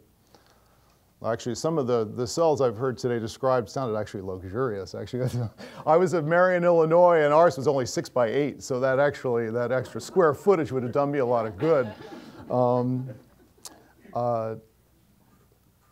some of the things that I've heard about what people would do with their time in isolation, some struck me as humorous. Some of them actually were very precise, but the ones that you'll really find out about is you find out how many handstand push-ups you can do during a day. You'll find out how you can fall in love over and over again with the voice of a faceless news anchor, and then by the end of the day, you're convinced she's in love with you too. The other things that you learn is how to make a donut out of toilet paper, put it on the end of your stainless steel, I know you know what I'm talking about too. You put it on the end of your stainless steel toilet, get that thing going like a little hot sterno, and cook hot water in a plastic milk can to make coffee water for yourself. That's one of the skills you learn in solitary confinement. You'd learn it too. I mean, that's the other thing, is that people always ask, how did you do it? How did you survive? I could never survive. Well, hell yes, you could. I'm here to tell you you could, and people do it all over the world. There are 80,000 brothers and sisters in the United States right now who are doing it, and you could too, if you had to. And the thing that you also learn is that the changes that take place in your heart and soul and your body are so incremental you barely perceive them happening as they're happening. The damage that takes place is not something that happens overnight. One night in solitary, I mean, nothing's really going to happen to you. 2 nights, nothing actually. 3 or 4, it's the incremental things that you can't really measure on a day-to-day basis. But I'll tell you, one thing that does happen is the terrain between consciousnness and the dream world starts to become blurred. This actually happened for me my very first night in Marion. I have to recount this story because I still think it's hilarious. Maybe I had the benefit of having come out of a political movement, and I knew why I was there. In fact, I was eventually incarcerated for and convicted of a lot less than I actually did. So, there you go. So, they had me dead by rights. What got me there, we can have a long discussion later on about, my political work. I was part of an armed clandestine movement that was foolishly trying to stop the wars in Central America in the early 1980s. But my first night in Marion, Illinois, I had this dream. I had a dream that I was in the space shuttle. And it was one of those dreams that just, it was really fucking happening. And it was like I could feel pulling the G-force as I'm being pressed back into my chair, and I'm like being lifted up into space. I could swear I was on the space shuttle. And I woke up the next morning, and I'm in this concrete bunker, and I was still convinced that the dream was real and that I had been incarcerated because I was the first radical into space, and they found out. They found out a fucking communist, and we put him on the space shuttle. So it's like, what did we do? So, I mean, there was a part of me that held on to that as like being true, and I was like, that was my first night. That was my very first night. It starts to get blurred, and I noticed that would happen over time. The things that you dream about start to manifest themselves in your waking hours. Another humorous thing that I noticed is that I found my nightmares a source of great amusement, because here I am in Marion, Illinois, and the things that I would dream about, that I had nightmares about, I would wake up, I would dream that I was on my college campus and I had papers due, and I couldn't find the combination of my mailbox because I knew my professors were trying to communicate with me. And then I'd wake up and, holy shit, oh, I'm so glad that's not, wait a minute. Oh, shit. So talk about getting, this reverse thing happening. That was...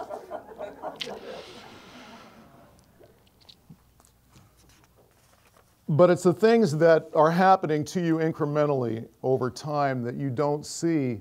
There's really nothing, there's no reference points. there's nothing to measure it against except your own sort of, at least I'm a very happy, upbeat, happy-go-lucky guy. I love humor, I love people, and I was highly politically motivated, and I'm doing time, and I'm like, know why I'm there, and I had all of the, the things that sort of were indicators of psychological health that I was told would keep you sane while you're doing that kind of serious time. So I thought I was really doing all right. I think I'm doing swell. In fact, I can see some of the crazy people around me, and I really took some satisfaction from knowing at least I'm not like that. One guy, this is I think my second day in Marion, periodically there would be prisoners. We would be allowed out on the tier for our 1 hour of recreation out of our cells. And they could kind of come around to the little hold tray slots and maybe introduce themselves. And I remember second day there, this guy comes up to me and he smiles at me, and I look at him, and I couldn't really figure out what was going on because there was something in his mouth. He opened his mouth and it was full of something moving. It wasn't his tongue. I saw it, but I didn't see. I couldn't quite comprehend it, that there were these little eyes looking out at me from inside this guy's mouth. I mean, the uniforms we all wore together and the numbers that we had made us all the same. So it was really difficult to tell who was crazy and who was sane and why this guy had a live mouse inside his mouth. But I began to consider it as I went back to my cell. I thought, well, here's the process of thinking. You can sort of see how it all develops. The mouse is there. I've got it in my cell. I caught it. Now it's my pet. I can do whatever I want to with it. It's mine. I can feed it. I can feed it from my hand. It's getting used to me. Oh, I'm going to let it climb all over me. It's climbing all up my shoulders. It's going up my neck. It's climbing down my head. Oh, it's all over my face now. This is really cute. I'm going to put some food on my face, and he's eating it off my lips now. I'm going to open my mouth. Look what happens. Oh, he went inside. Oh, he's back out. Oh, he's back inside. I could keep it there if I want to.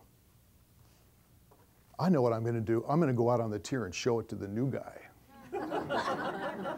And then later that night, I'm watching the same little mouse tied to a tether of torn bed sheet, tracing these mad arcs across the floor on the tier, back and forth. I could see out my tray slot this mouse making his way back and forth across the tier. And he came back and told me later, Mouse Man, who of course that was his name from then on, came back and told me, it's okay. You just put a staple through the scruff of the back of their neck and hold them with a sheet. And it's all right, because they don't really feel it. It's like a mama cat, the way she carries her kittens around. So I thought I was doing fucking great, because I got a guy next to me in a cell who's got a mouse in his fucking mouth, and he's got him on a leash out in front of the tier at night. So I'm doing ace deuce trays. The other way you'd measure people going crazy, I don't know what it was like in Angola or in South Africa, but you knew a guy who came to your cell, say hello, or you saw him on rec, and the night before he'd shaved off his eyebrows. That's a bad sign.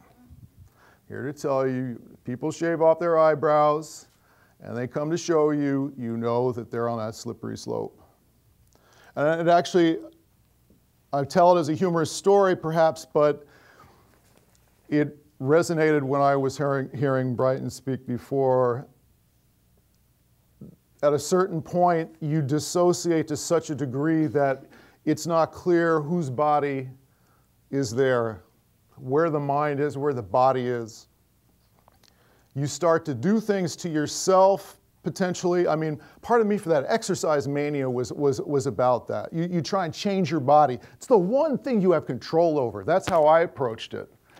And it was also illegal, actually. It was they would punish you for exercising in your cell. So the reason I'd exercise was because fuck them. It's like that's basically my motivation for pretty much everything I did in solitary was fuck them. If they say I can't do it, I'm going to try my best. But people shaving off their eyebrows, doing different forms of self-mutilation, it's part of the evidence of the psychological damage that inevitably takes place.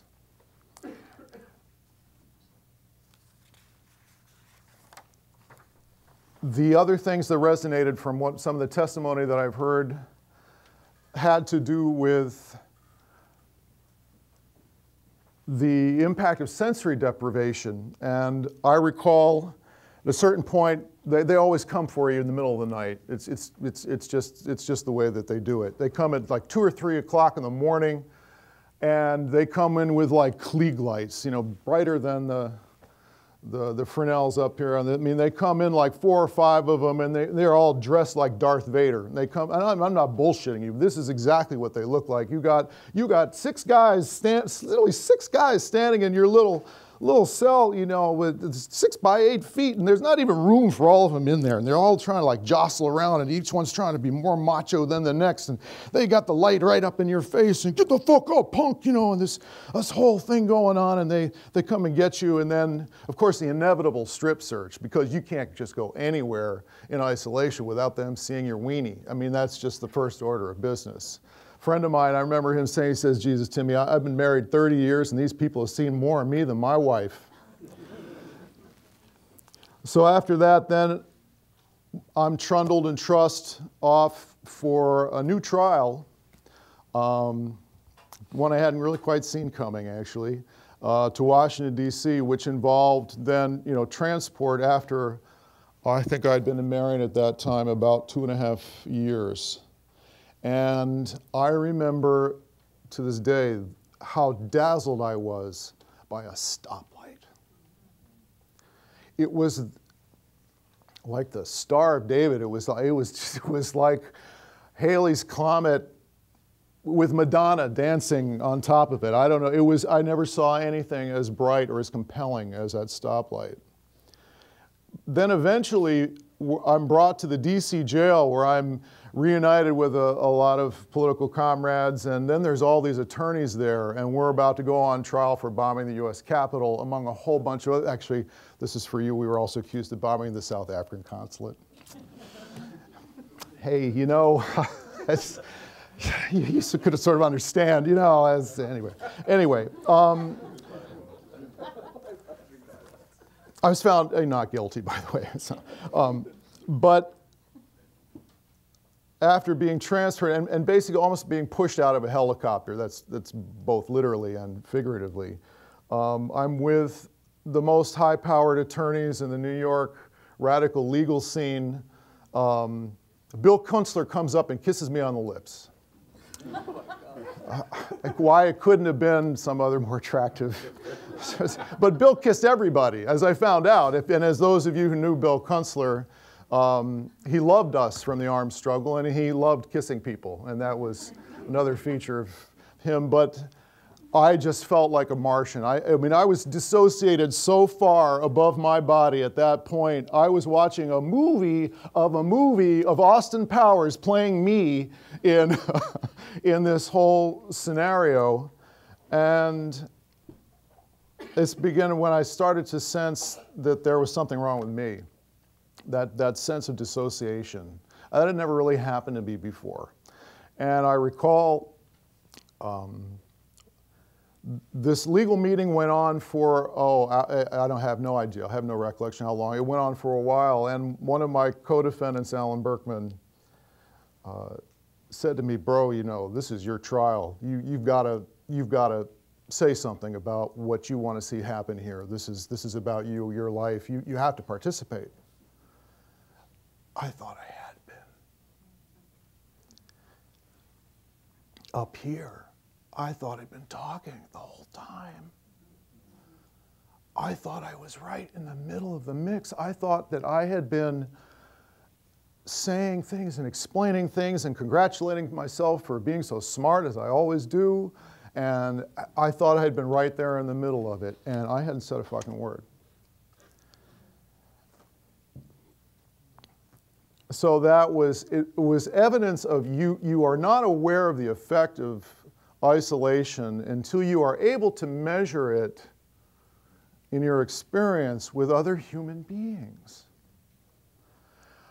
I will tell you, one of the ways that I was able to get through isolation, sensory deprivation, had to do with the government's intense interest in in us politically and in who we were and who we were involved in, and also because they're lazy and stupid. I was not allowed to write letters to any of my co-defendants or to any other US prisoner. But the first letter I got was from Brigadier Monhaupt from the Red Army faction. In German, some phrases in English. This was the first letter I got when I was incarcerated. Fuck my parents, they didn't write for years. It's like, but the first letter I get is from Brigadier Monhaupt. And thus began a correspondence with the German political prisoners who are the experts in isolation. Because I don't know what it is about the Germans,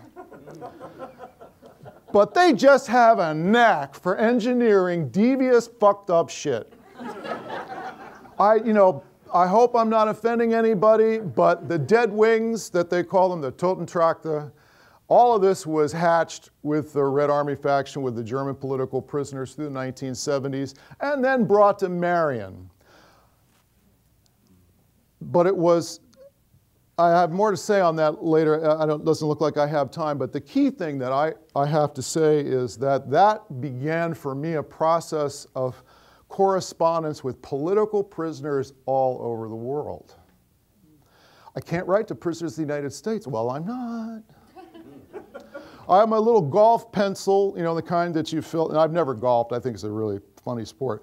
But the little golf pencils, maybe that's why I hate golf, is because in all those years in solitary, that's the size of the pencil I had to write with. I'm writing letters. I taught myself how to write in German. I'm writing to the Grappo prisoners in Spain. I'm writing to the prisoners in Ireland. I'm getting letters from prisoners in Turkey, South Africa. I wrote to prisoners and political prisoners all over the world. And most of them were also in some form of solitary confinement, or they were fighting for the right of political association, not just to get out of solitary confinement, but the right to be confined with other political prisoners and to have their own struggles decriminalized in that way. So that became, for me, part of, I'm doing this because fuck them, and the guards and the institution. And they just kept letting me do it. I'm sure that the think tanks in Washington that study the international terrorist criminal conspiracy is probably filled with archives of things that they still can't figure out. But it was just, for me, it was what the South Africans refer to as Ubuntu. What Marx in the 1844 manuscripts refers to as our species being. That we are human beings for other human beings. That our humanity is inextricably linked. That you as a human being cannot be abstracted from the society of other humans. That's the point of isolation. It's to destroy the species being, to destroy that connection. And that is our job here together. So that, like the institution of slavery, so that our generation that now holds slavery with this form of moral revulsion, that maybe our children or our children's children will someday look back upon this time and this country and the system of incarceration, the system of sensory deprivation and isolation with the same moral revulsion that we now hold for the era of chattel slavery. That's our job. Thank you.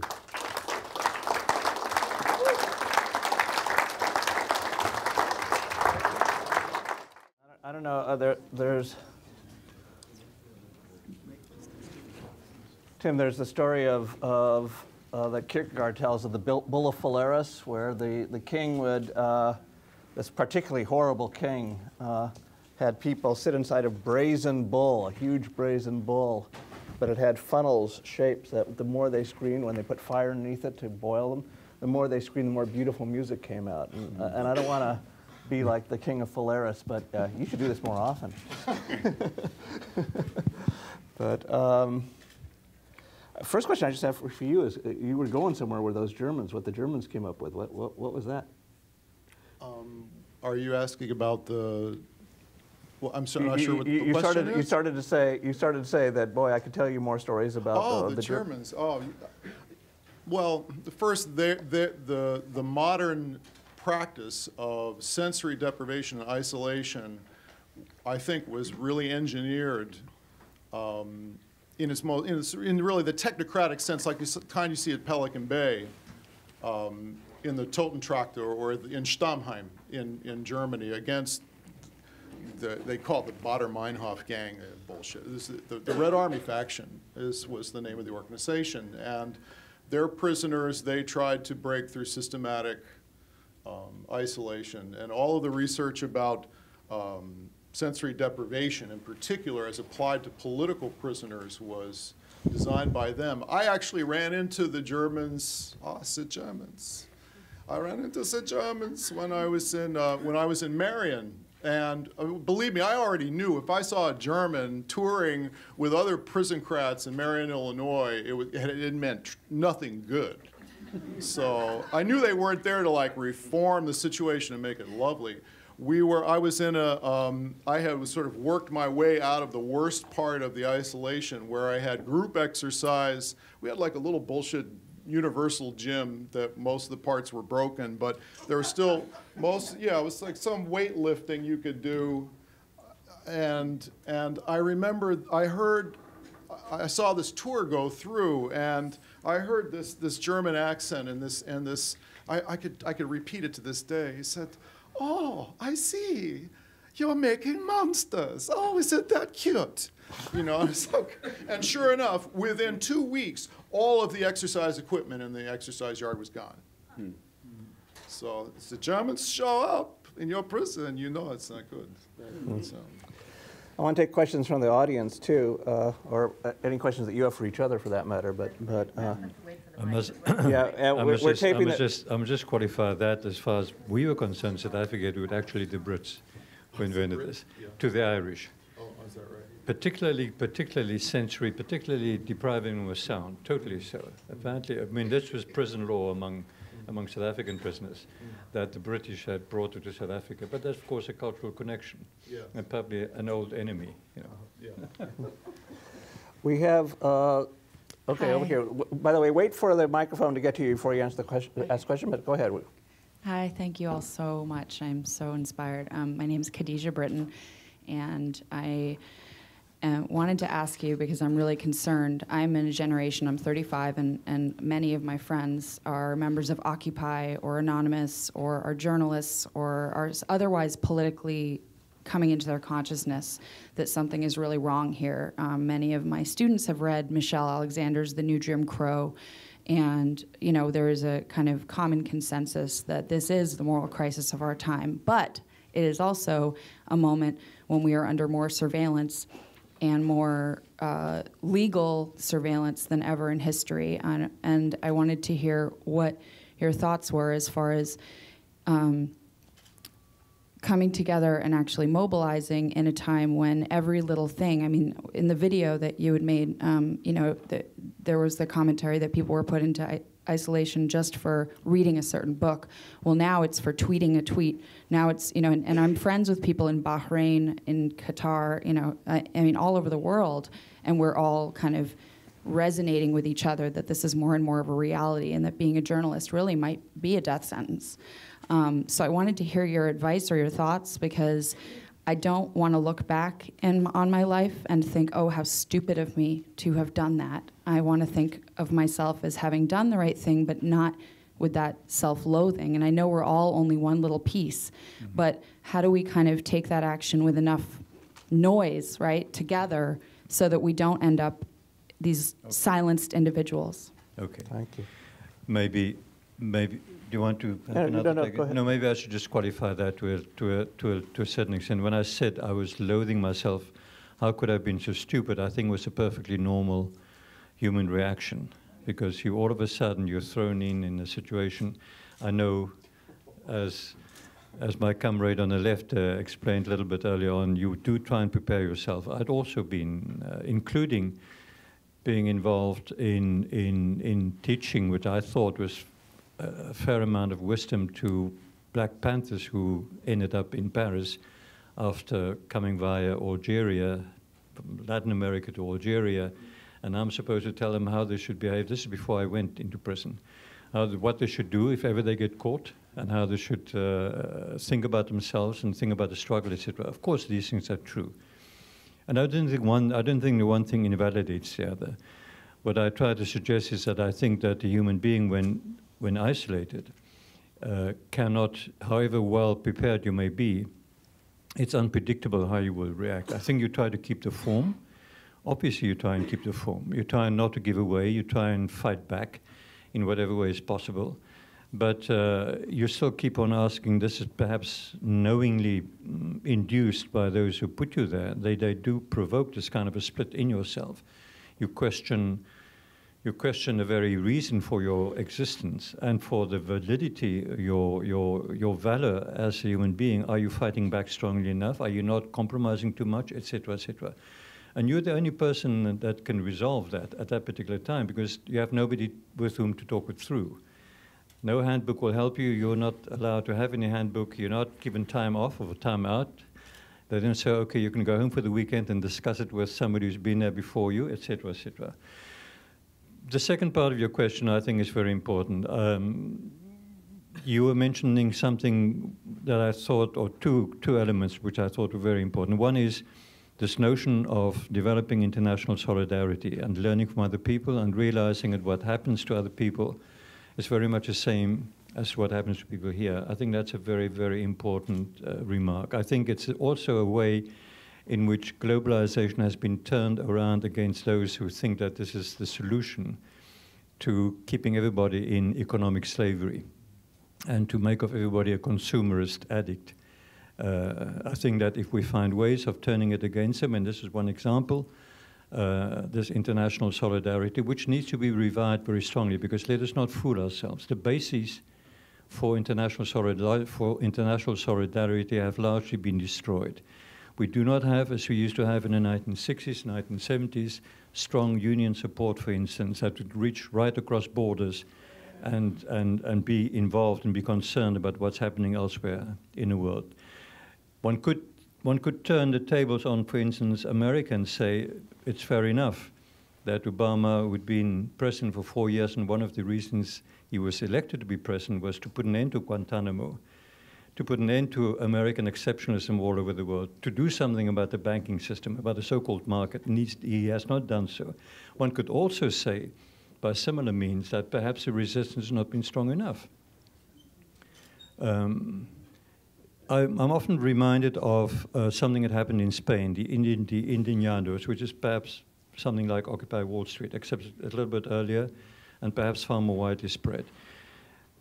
How did it come about that a whole generation of younger people are at the same time so involved and so concerned about what happens to their lives and what has been done to them as people and to their people and to people all over the world, and yet be so totally apolitical, depoliticized, apathetic, that the result, and they must have known that this was going to happen, the result of the occupation of all the main squares all over Spain and being out in the streets and camping there for weeks on end, etc., was that the rightist party would sweep the polls and would come in. Would that be a solution? I'm not suggesting that one shouldn't have done, and I'm not suggesting knowing even that that was going to happen, one should not have been involved, but somehow we've lost the tools to a very large extent. I'm not sure that it's going to mean much or be very effective to go back to what existed before. There are some things which are very important that used to exist before. When I alluded earlier on today to not wanting to put whatever happened to me within a political context, it's because I assume that you know what the context was and is. But what I can also tell you is that, for instance, now, 20 years down the line, and there are many people like me, and you can talk to many of them will not want to admit to this, because I think we are so hurt and so wounded and perhaps so ashamed. We have not solved the problems.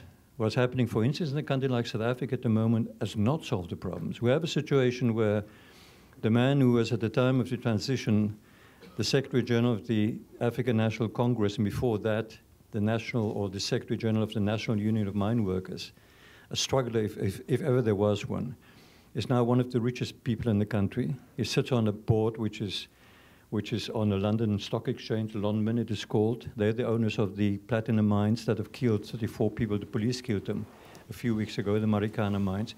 And he wrote a letter which he thought would not be made public, as in his capacity as a director of this mining company, which pays him to somehow justify what actually happened.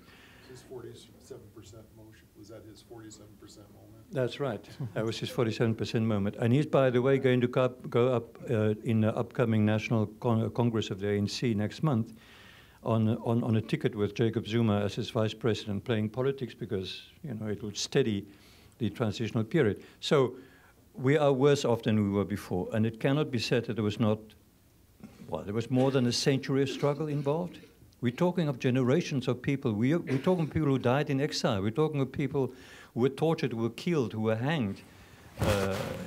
And yet there we are. So obviously the problem is far deeper, is far more entrenched. And we need to sharpen our perception of this and continue and find new ways of combating, including revalidating the forms of struggle that we had before. I want to come back to talking about solitary in a second, but just one quote that I thought you'd appreciate, Breyten, in this context, from William Morris, Dream of John Ball, 1886. Men fight and lose the battle, and the thing they fought for comes about in spite of their defeat. And when it comes, turns out not to be what they meant. And other men have to fight for what they meant under another name. 1886. Another question? Let's see, over there, can we get the...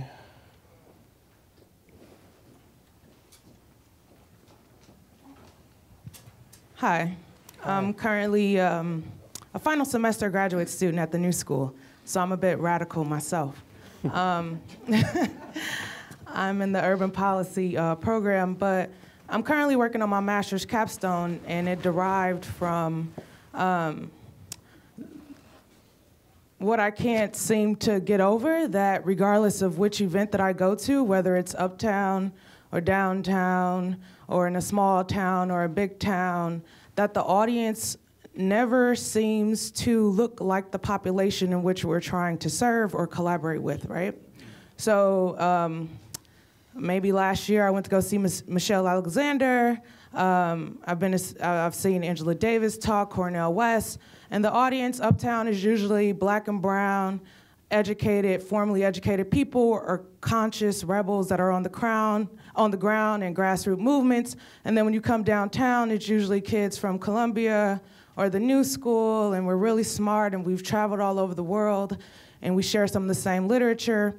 But I never really see like disconnected youth within the conversation or within the space.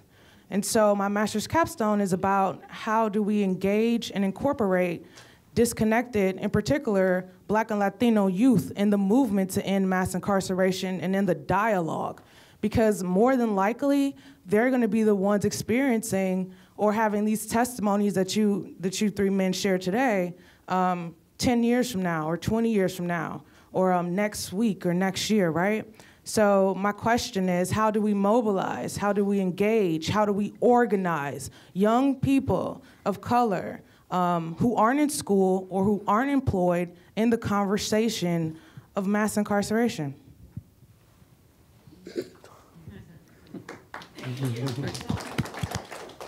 I don't know why I knew you was look at me and want me to answer that question. Yeah, I'll start with you.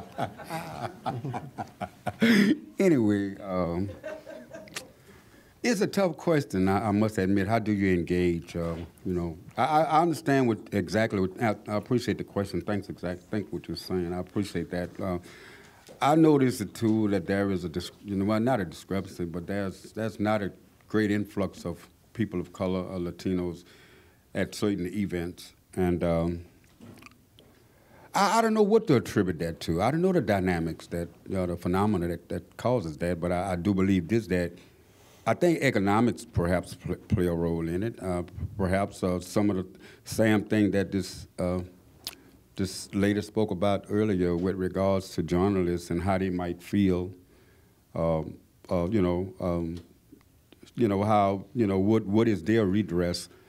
I think somehow we have to explain and get youngsters, get people to know and realize that the significance and the importance of what we are doing, and that it can really impact and affect them. And I think we have to go back to, with regards to prisons and with regard to struggle, I do believe we have to go back to the church house with this. We have to go back to the school with it as well. Again, and I always go back to, if we are in some type of depression or some type of economic or slave type situation, I do believe this mobilization of the church, getting behind us, getting the church behind us, is very, very important. And that is happening now more and more and more. We managed to get the legislative branch and some other people behind us, and lawmakers and the man media and so forth.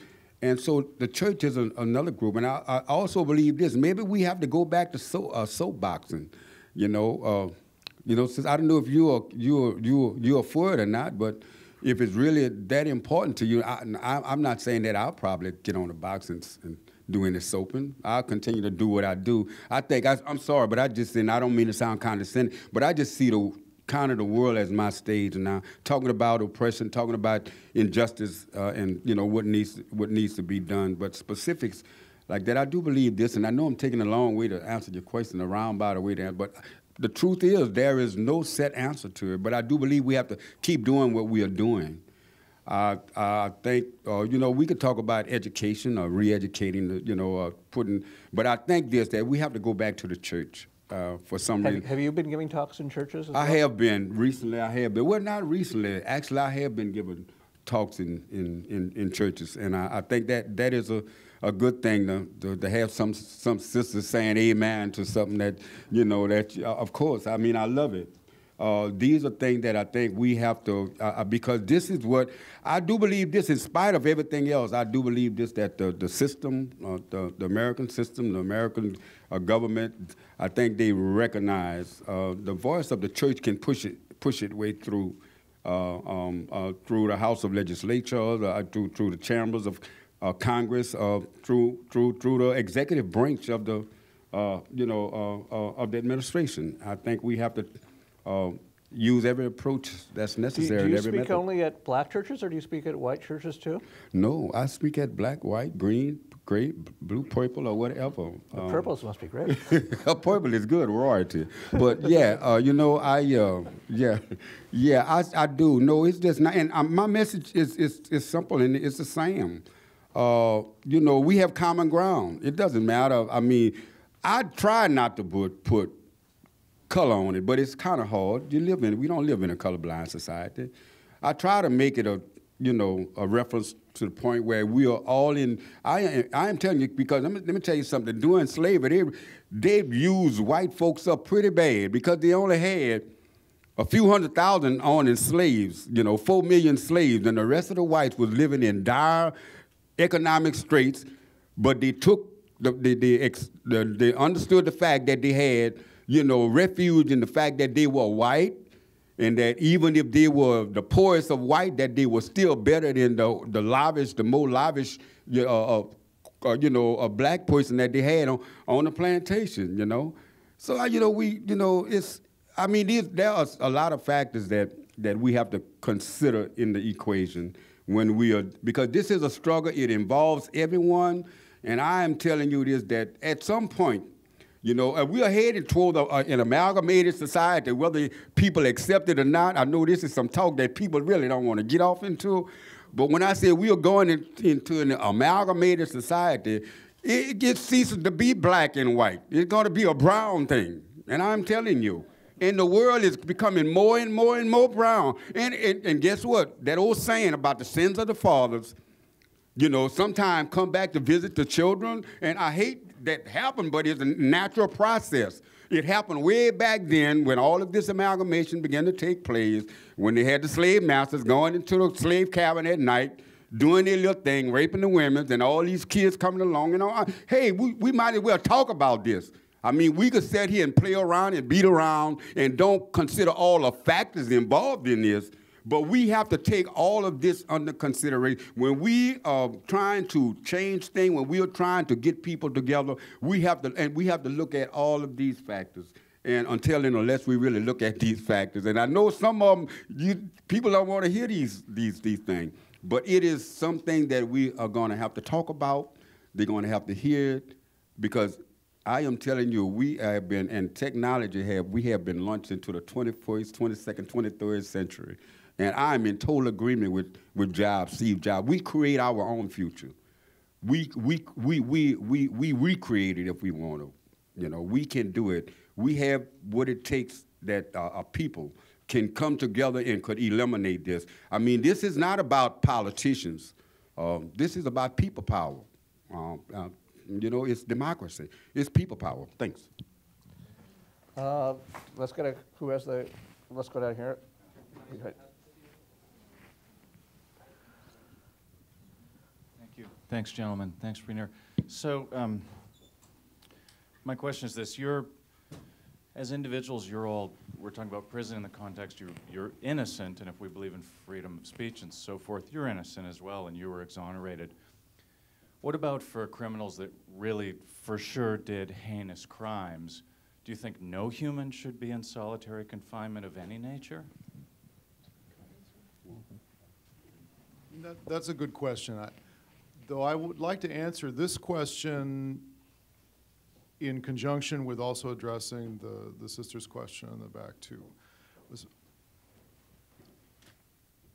If we want to understand why sensory deprivation and isolation and solitary confinement exist in the United States, as well as the highest rate of incarceration in the world, bar none, we need to understand it is fundamentally about race.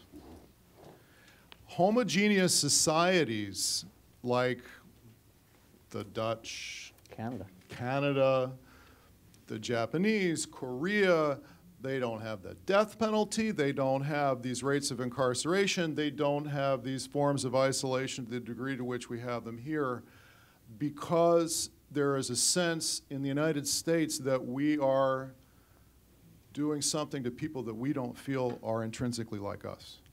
I'm talking about white folks. Towards, I mean, and the numbers are absolutely clear. Is it 80%? Some of people who are now incarcerated, who are under some form of supervision, are Black, Latino, Native American. And I'm going to get to your question. It is related to that. But we have to address the issue of race. I mean, we're half a generation out of apartheid in the United States. So there is a certain, I think, evolution taking place.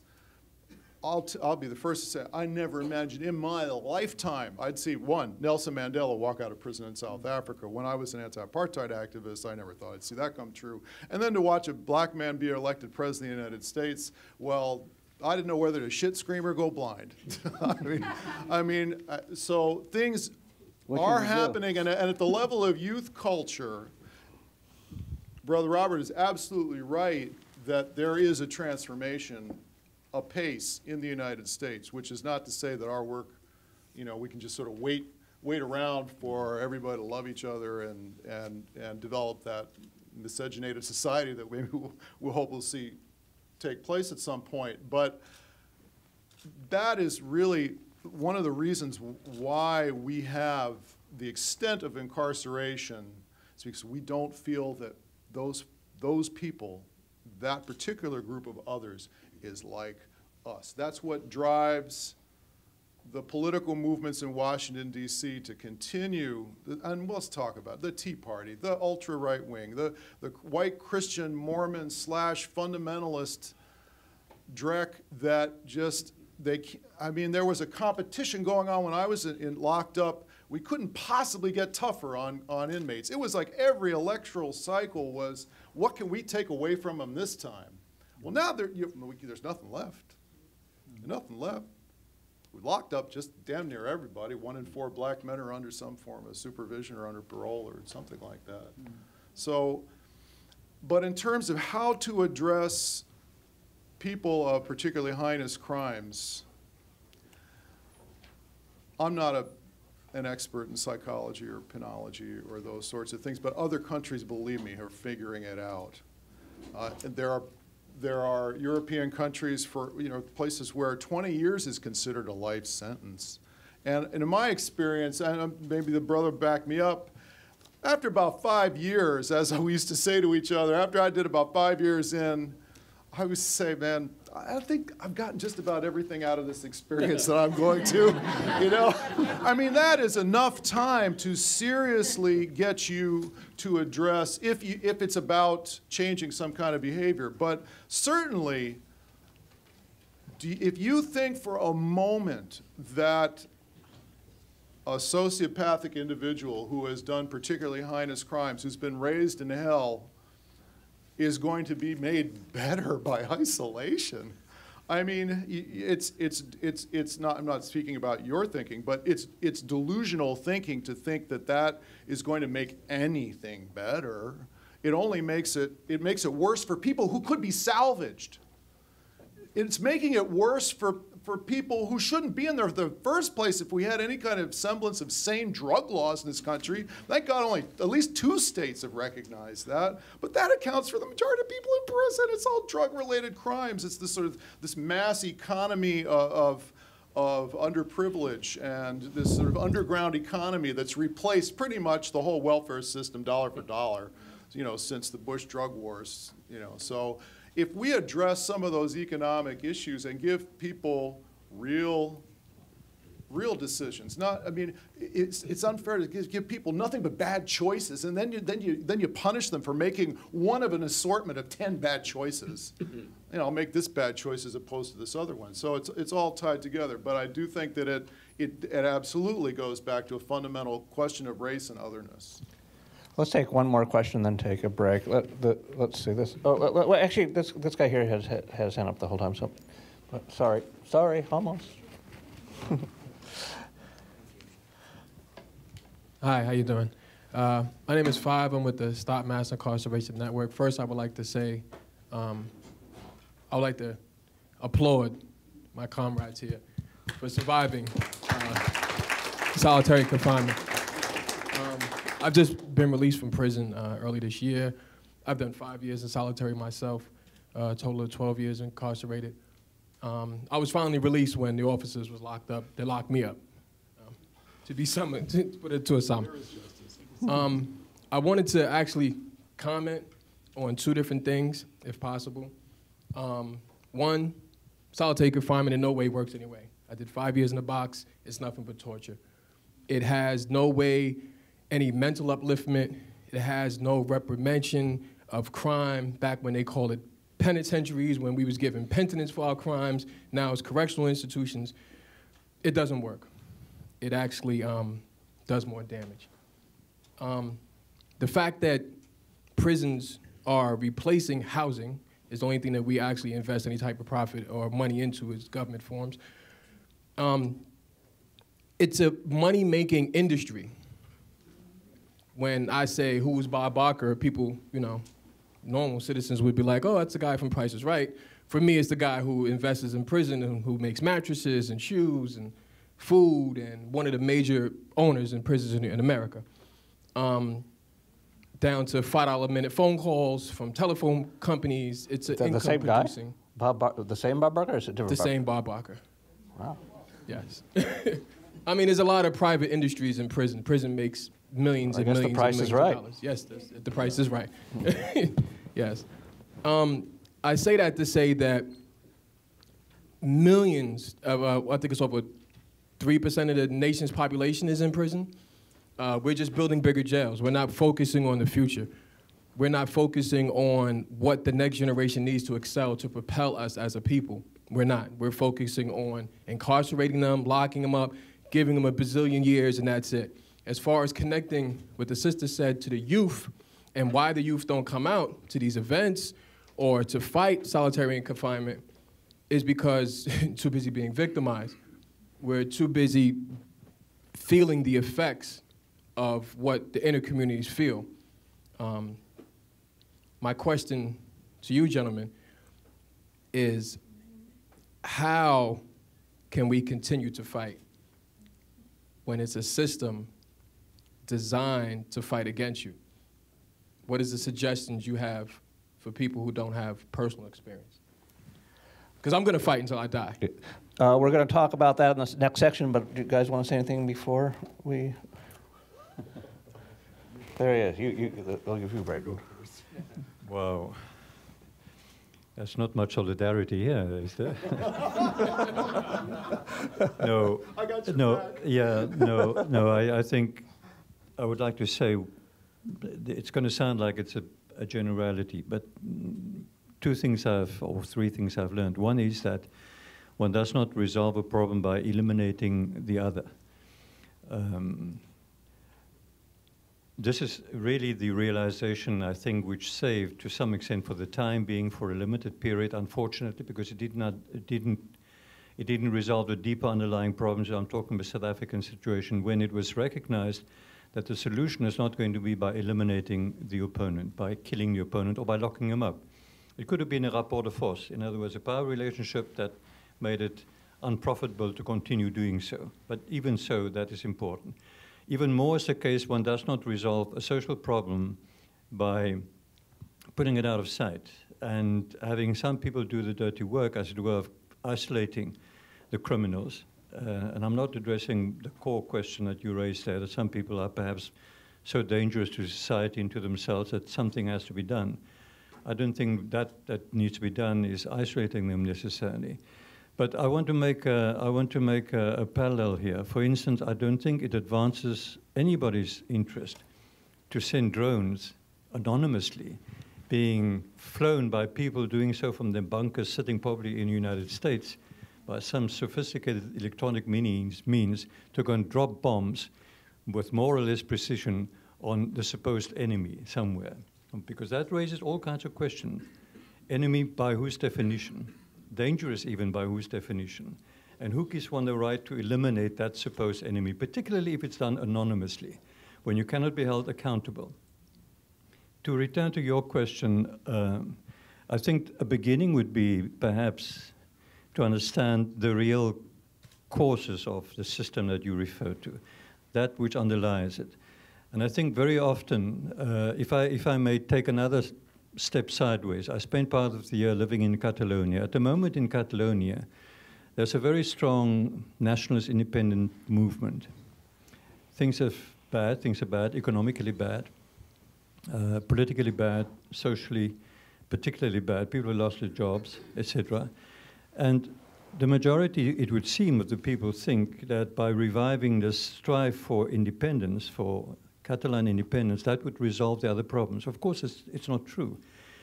They don't sit back for a moment to recognize, for instance, that those who are the strongest protagonists of Catalan independence are the very rich, who have their money out of the country already to start with, to allude to the system. If we don't recognize that it is to the profit, to the benefit, to anonymously those at the top to repress and oppress others underneath them, well, we don't develop the means of understanding. We cannot develop the means of fighting effectively.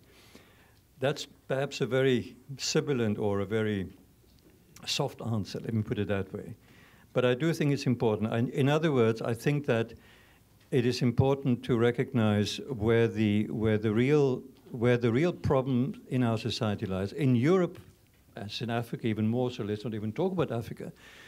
But in Europe, which I think people are more familiar with here, there seems to be no connection at all anymore between huge amounts of money, which is there, which is running around, and the fact that people are literally scrounging around, the majority of people, in dustbins and on street corners begging to try and make a living of any kind whatsoever. What's gone wrong? Why is it that the majority cannot exert pressure through the existing mechanisms on that minority who are manipulating everybody else? Glad you settled that. Well, I actually I just want to say one more thing. I sat here today and I heard a lot of people giving as we would say, hypothetical situations as to what they would do inside of solitary confinement. Solitary prison, period, is for no man, but solitary in itself, something a lot more destructive, physically, mentally, spiritually for some. For some, they find spirituality. That's what the strength that leads them out. But it's really not, you can't make enough hexaglons. You can't read enough after you've rewritten the dictionary, after you've gotten every book from law library, after you then went through every origami book, and that's still just your first year. You leave your slot open, you get another 6 months. You can't understand the abuse. I've seen neighbors with disorders and disabilities and seizures. No, let him die, and he dies right in the cell. I've seen cage fights on Rikers Island, inmates stabbed in cages where they're supposed to be, because you go from your cell to your cage for rec. It's like dog kennels. Seen inmates bleed out, die. It's a million stories. But what I say for those who don't know and understand, you don't leave out any better. It's only damage. Yes, there are heinous people there. There's people you wouldn't want to see free. But there is no reconstruction of that individual inside of solitary confinement. And the target is not in this audience today. The target is being harassed with means of mass incarceration, down from stop and frisk all the way until just straight police abuse. It's gonna stop with only everybody together knowing that morally it's wrong, that it's demeaning. Thank you. Thank you so much. So listen, we're going to take a break. One thing, just before this break, something you need to know is that our friend Robert here, coming out of prison, has started a fantastic factory of making delicious pralines. This is the solution to all of your Christmas problems, and he is going to be out there selling his book. What do we say about books? Buy books. Buy books there, and buy his book, and buy his pralines. And one other thing, on another note, Quincy, is he still here? Quincy, hey, he's gone. Well, look, there is Quincy. Well, maybe, yeah, the paper that you give, oh, there he is. Okay, Quincy. Look, maybe you might want to, the paper you gave me with regards to Russell, I've lost that. I don't have it. I thought I had it in my deal, but I need to point that out at some point. Why don't we start with you at the next section? But what I want to say is come back. We're just going to break for 15 minutes, but we're then going to talk about what needs to be done and what we together can do. So that'll be the focus, including the UN rapporteur, special rapporteur for torture. We'll put this in an international context. Thank you. Seriously, this is great. Thank you. Thank you.